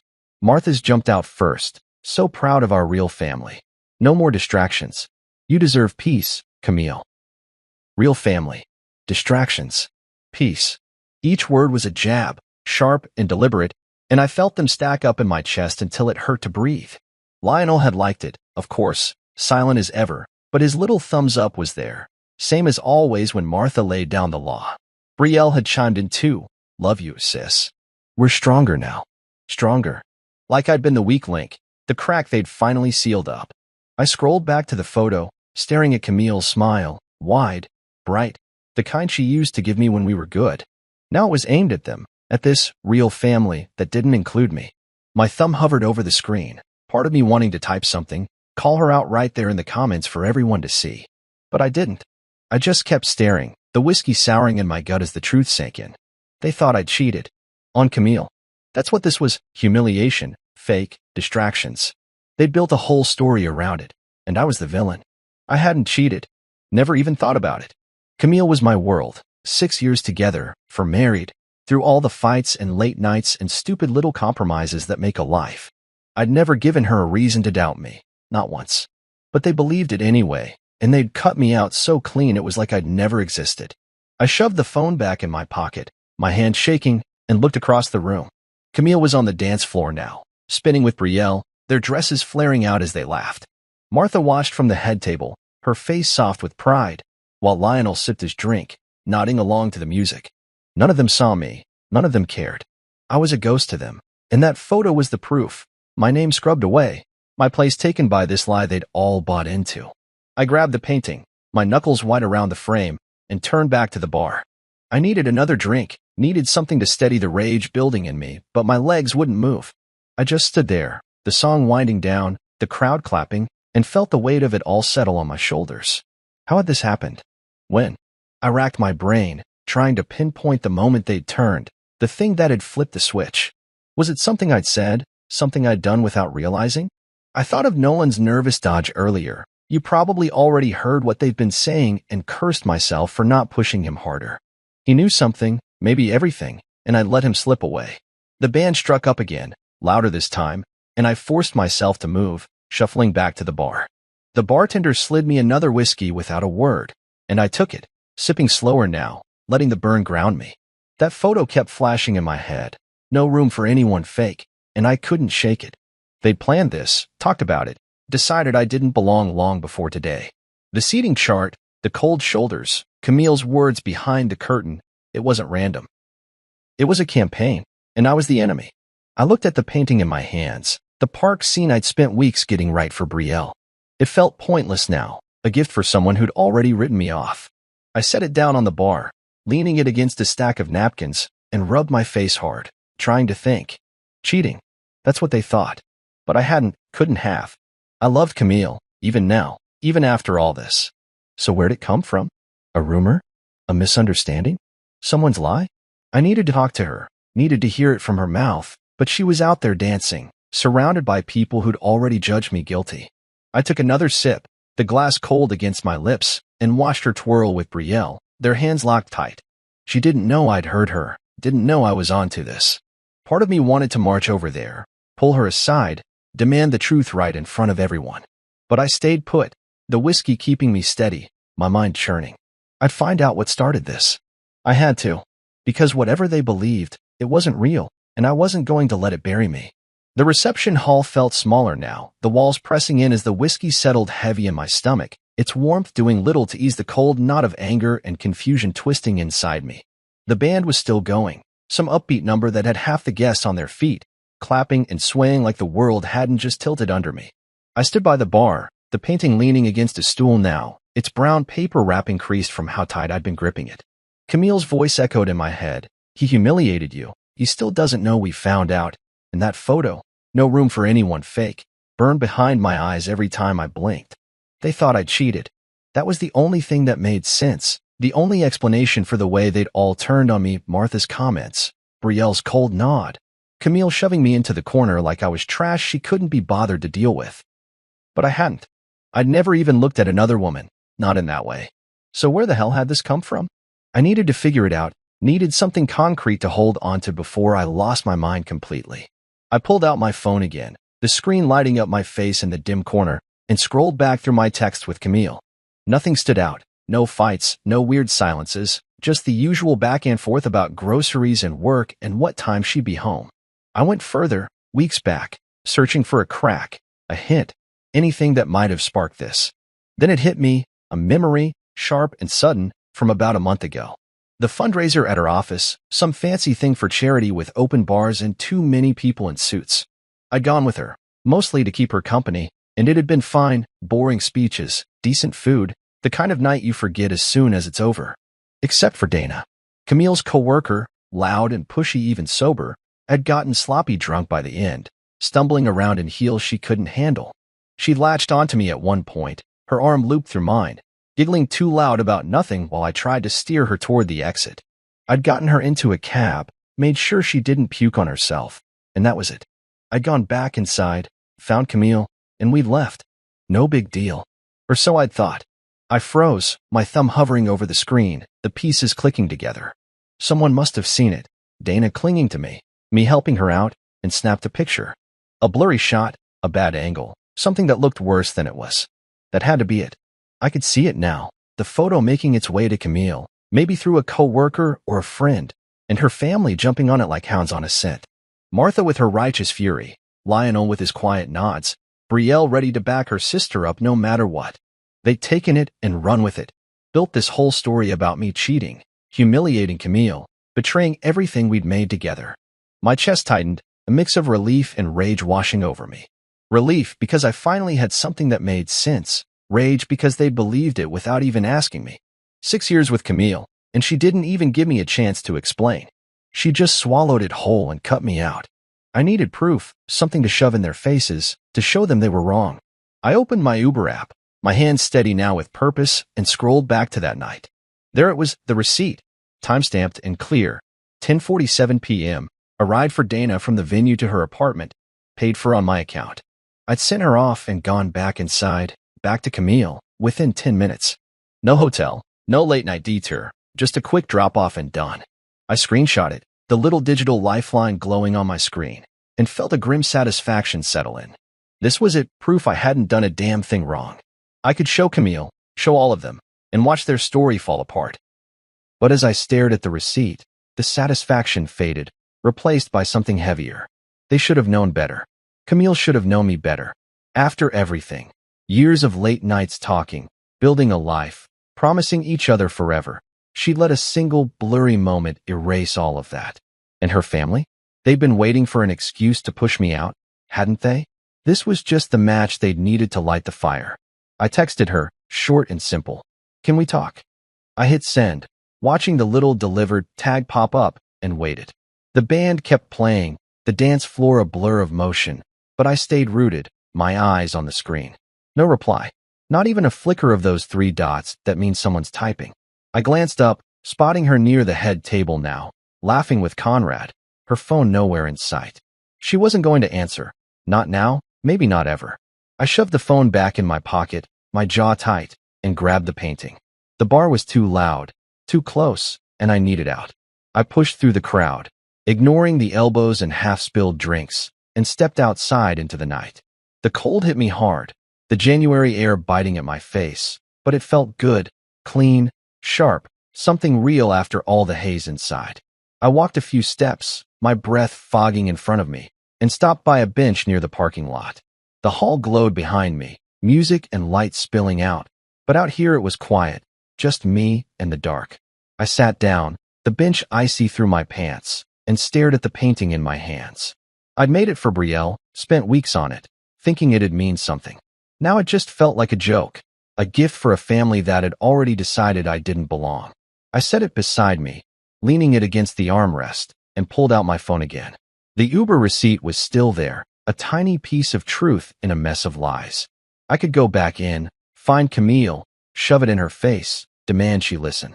Part of me wanted to see her squirm, see Martha's smug face fall, see them all realize they'd screwed up. But I didn't move. I just sat there, the cold seeping into my bones, the hall's glow fading at the edges of my vision. They believed the worst of me without a second thought, and that hurt more than the lie itself. I looked back at the building, the laughter and music drifting out, and turned away. I wasn't going back, not yet. I stood up, leaving the painting on the bench, and started walking into the dark, the air burning in my chest, my steps steady. I had proof, but it didn't feel like enough. Not anymore. The cold bit deeper as I walked away from the reception hall, my shoes crunching on the gravel lot, the glow of the building fading behind me until it was just a faint smudge against the night sky. I didn't look back, not at the painting I'd left on the bench, not at the windows spilling light and laughter into the dark. My coat flapped open, the wind slicing through my shirt, but I didn't button it. The sting felt right, like it matched the mess in my head. Camille's words still looped through my mind. He humiliated you. He'll leave eventually, and that photo, no room for anyone fake, sat like a stone in my gut. The Uber receipt was on my phone, proof I hadn't cheated, hadn't done a damn thing to deserve this, but it didn't fix the hurt. They'd turned on me, Camille, Brielle, her parents, all of them, without even asking what was true. 6 years with her, and she'd picked a rumor over me. I kept walking, no real direction, just needing to move, to put space between me and that hall full of people who'd already written me off. I ended up across town an hour later, sitting on a stool in a quiet bar I'd never been to before. It was one of those hole-in-the-wall places, dim lights, scratched wood, a jukebox humming some old country song in the corner. The bartender, a guy with a gray beard and tired eyes, slid me a whiskey without me asking, same as the guy at the reception, like he could tell I was drowning in something. I didn't touch it, just let it sit there on the counter, the amber catching the faint glow from a neon sign behind the bar. My phone was next to it, screen dark, and I stared at it, half expecting it to light up, half hoping it wouldn't. The Uber receipt was still in my pocket, figuratively speaking, a little digital shield I could pull out if I needed to. But what was the point? I texted Camille, "Can we talk?" And she hadn't answered. She was probably still dancing, still laughing, still pretending I didn't exist. I rubbed my face, my hands cold against my skin, and tried to figure out what came next. Did I go back? Confront her? Or just let it all burn out? Then the phone buzzed, a sharp jolt that made me flinch.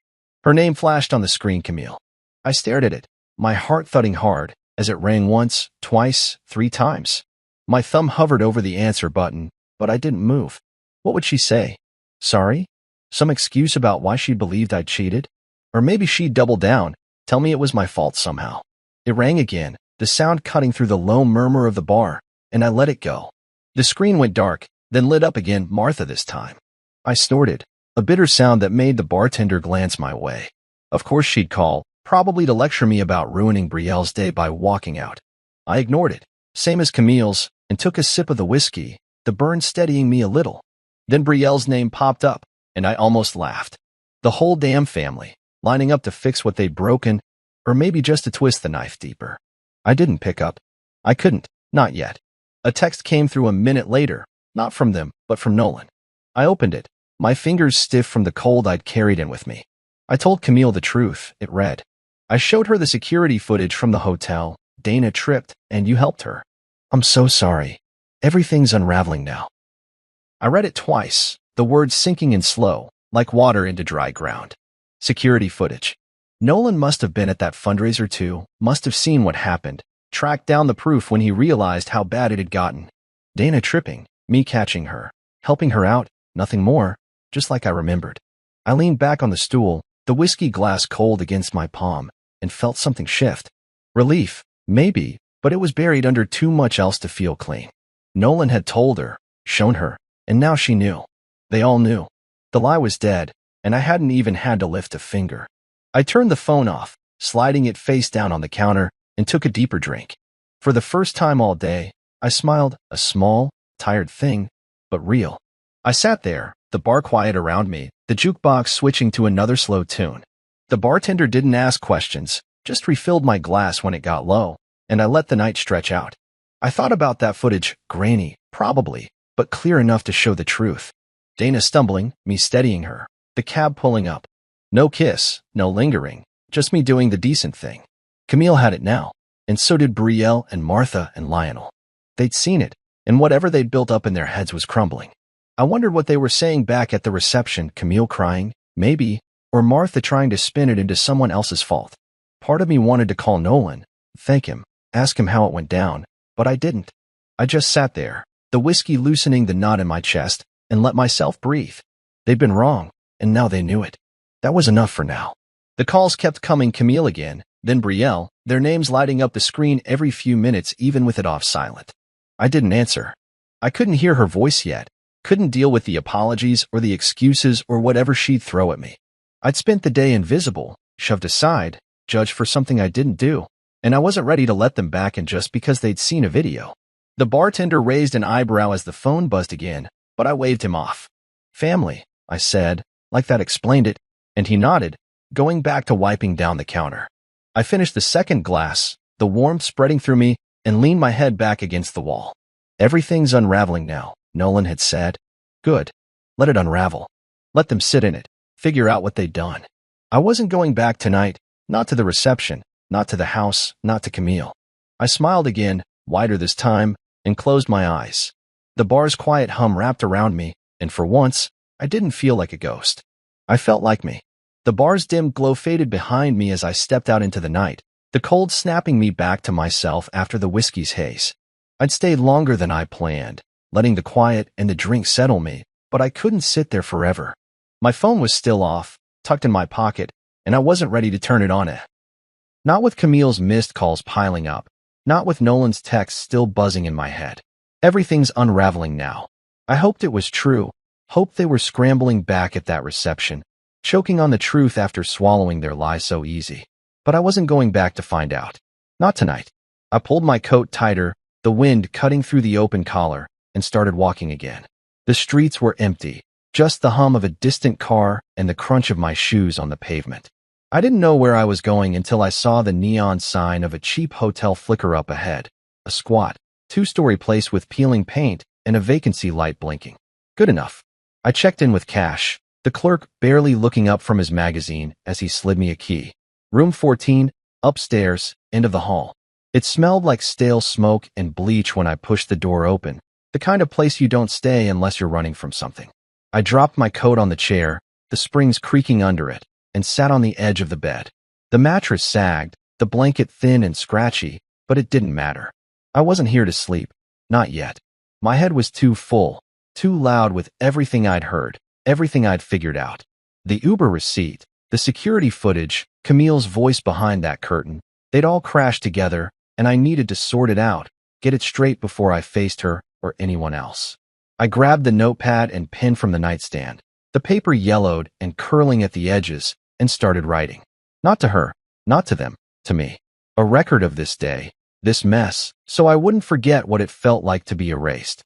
I wrote fast, the pen scratching loud in the quiet room, starting with the morning. The frost on the windows, Camille rushing past me, the painting I'd wrapped so careful.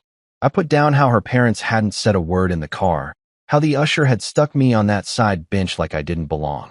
The words came easy, spilling out in messy lines. Brielle's blank nod, Conrad turning away, Nolan's nervous slip at the reception. I wrote about the bar, the whiskey, the moment I'd overheard Camille and Brielle behind the curtain, their voices sharp and sure as they cut me out. He humiliated you. He'll leave eventually. It hurt to see it on paper, but it felt good too, like I was pinning it down, making it real instead of some ghost haunting my head. I kept going, the fundraiser with Dana, the Uber receipt, the photo on Camille's page, no room for anyone fake, and Martha's comment about real family. My hand cramped, but I didn't stop, not until I'd gotten it all out, every slight, every silence, every second I'd spent wondering what I'd done wrong. I paused, flexing my fingers, and looked at the pages, 3 of them, covered front and back, ink smudged where my hand had dragged. It wasn't pretty, but it was mine, a map of the day I'd lost my place in Camille's world. I leaned back against the headboard, the wood creaking, and thought about the red flags I'd ignored. Not just today, months, years even. The way Martha only smiled at me when she needed something fixed around the house. How Lionel never asked about my job unless it was to compare it to Conrad's. Brielle used to be warmer, back when she was a kid, but that had faded too, replaced by short nods and shorter calls. And Camille, God, Camille. She'd said once, years ago, "You're the most dependable man I know." Her voice soft after a long night, her head on my chest. I'd held on to that, built everything around it. But today she hadn't even offered me a seat at her family's table. She'd let them shove me aside, let them believe I'd cheated, and hadn't blinked. I wrote that down too, the memory stinging fresh, and underlined it hard. I grabbed my phone, turned it on just long enough to pull up the Uber receipt and that screenshot from Dana's text. "Thank you for helping me. I'm so sorry if this causes trouble." She'd sent it the next day, after the fundraiser, and I'd brushed it off, told her it was fine. Now it was evidence, a lifeline I hadn't known I'd need. I scribbled the details on a fresh page, the timestamp, the cab number, Dana's words, then turned the phone off again. The calls could wait. I dug through my email next, finding the confirmation from the painting order, the security footage timestamp Nolan had mentioned in his text.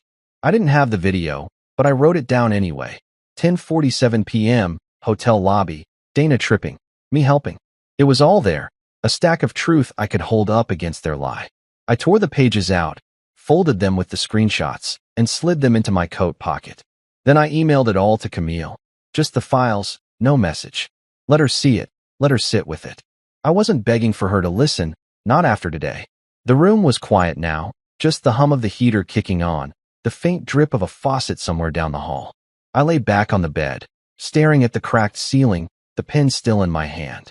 Writing it out hadn't fixed anything. Not the hurt, not the betrayal, but it had cleared my head, given me something to grip onto.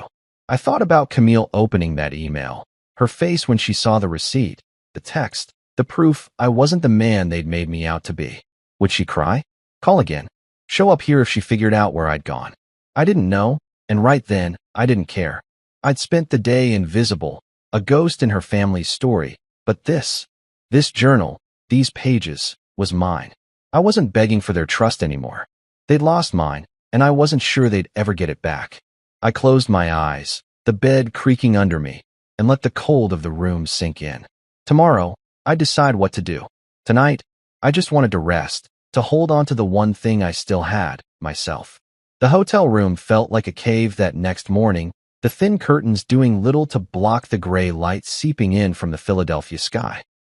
I'd barely slept, the lumpy mattress and my own thoughts keeping me up, but I didn't mind. The quiet had given me space to think, to let the weight of yesterday settle into something I could carry. My coat was still slung over the chair, the pages I'd written stuffed in the pocket, and my phone sat on the nightstand, still off. I hadn't checked it since sending that email to Camille. The Uber receipt, Dana's text, the timestamps. Proof I wasn't the cheat they'd painted me as. I didn't know if she'd seen it, didn't know if she'd called again, and I wasn't ready to find out. I got up, my joints stiff from the cold, and splashed water on my face in the tiny bathroom. The mirror showed a guy I hardly recognized. Eyes sunken, jaw tight, a shadow of the man who'd woken up yesterday thinking he was part of a family. I didn't linger on it. I had to move, had to figure out what came next. A week passed before I turned the phone back on. I'd stayed at the hotel, living off vending machine snacks and takeout, letting the days blur together while I packed up my life. Not much to pack, really, just clothes, a few books, the stuff I could fit in a couple of duffels. The house was Camille's, technically, her name on the deed, her family's money in the down payment, and I didn't want it anyway. Too many memories, too many ghosts. I'd gone back once, mid-week, when I knew she'd be at work, and grabbed what I needed. The place felt empty, even with her stuff still there, the couch we'd picked out together, the dishes we'd argued over. I left my key on the counter, no note, and walked out. The hotel became my base, a cheap limbo while I figured out where to land. I didn't call her, didn't text, didn't answer the dozen voicemails that piled up when I finally powered the phone on. Most were from her, a few from Brielle, one from Nolan saying he was sorry again. I didn't listen to them, just let the notifications sit there, unread. It was Saturday, exactly 7 days since the wedding, when I picked up. I was in the hotel room, halfway through boxing up my clothes, when the phone buzzed again. Camille's name flashed, same as always, and this time I didn't let it ring out.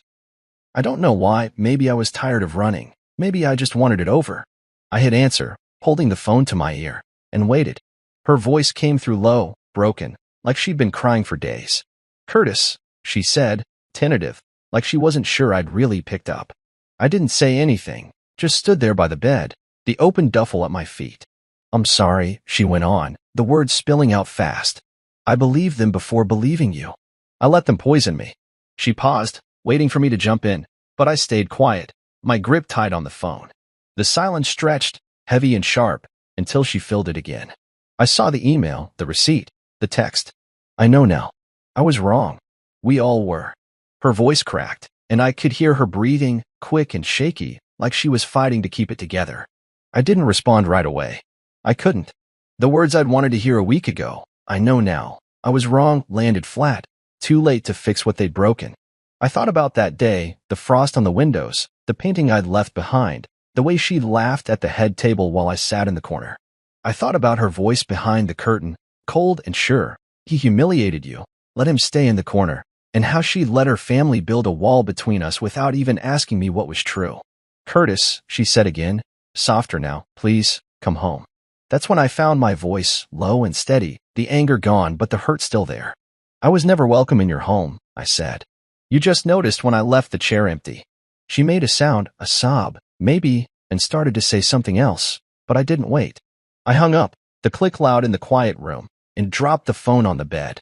I stood there for a minute, staring at the duffel, the half-packed clothes spilling out.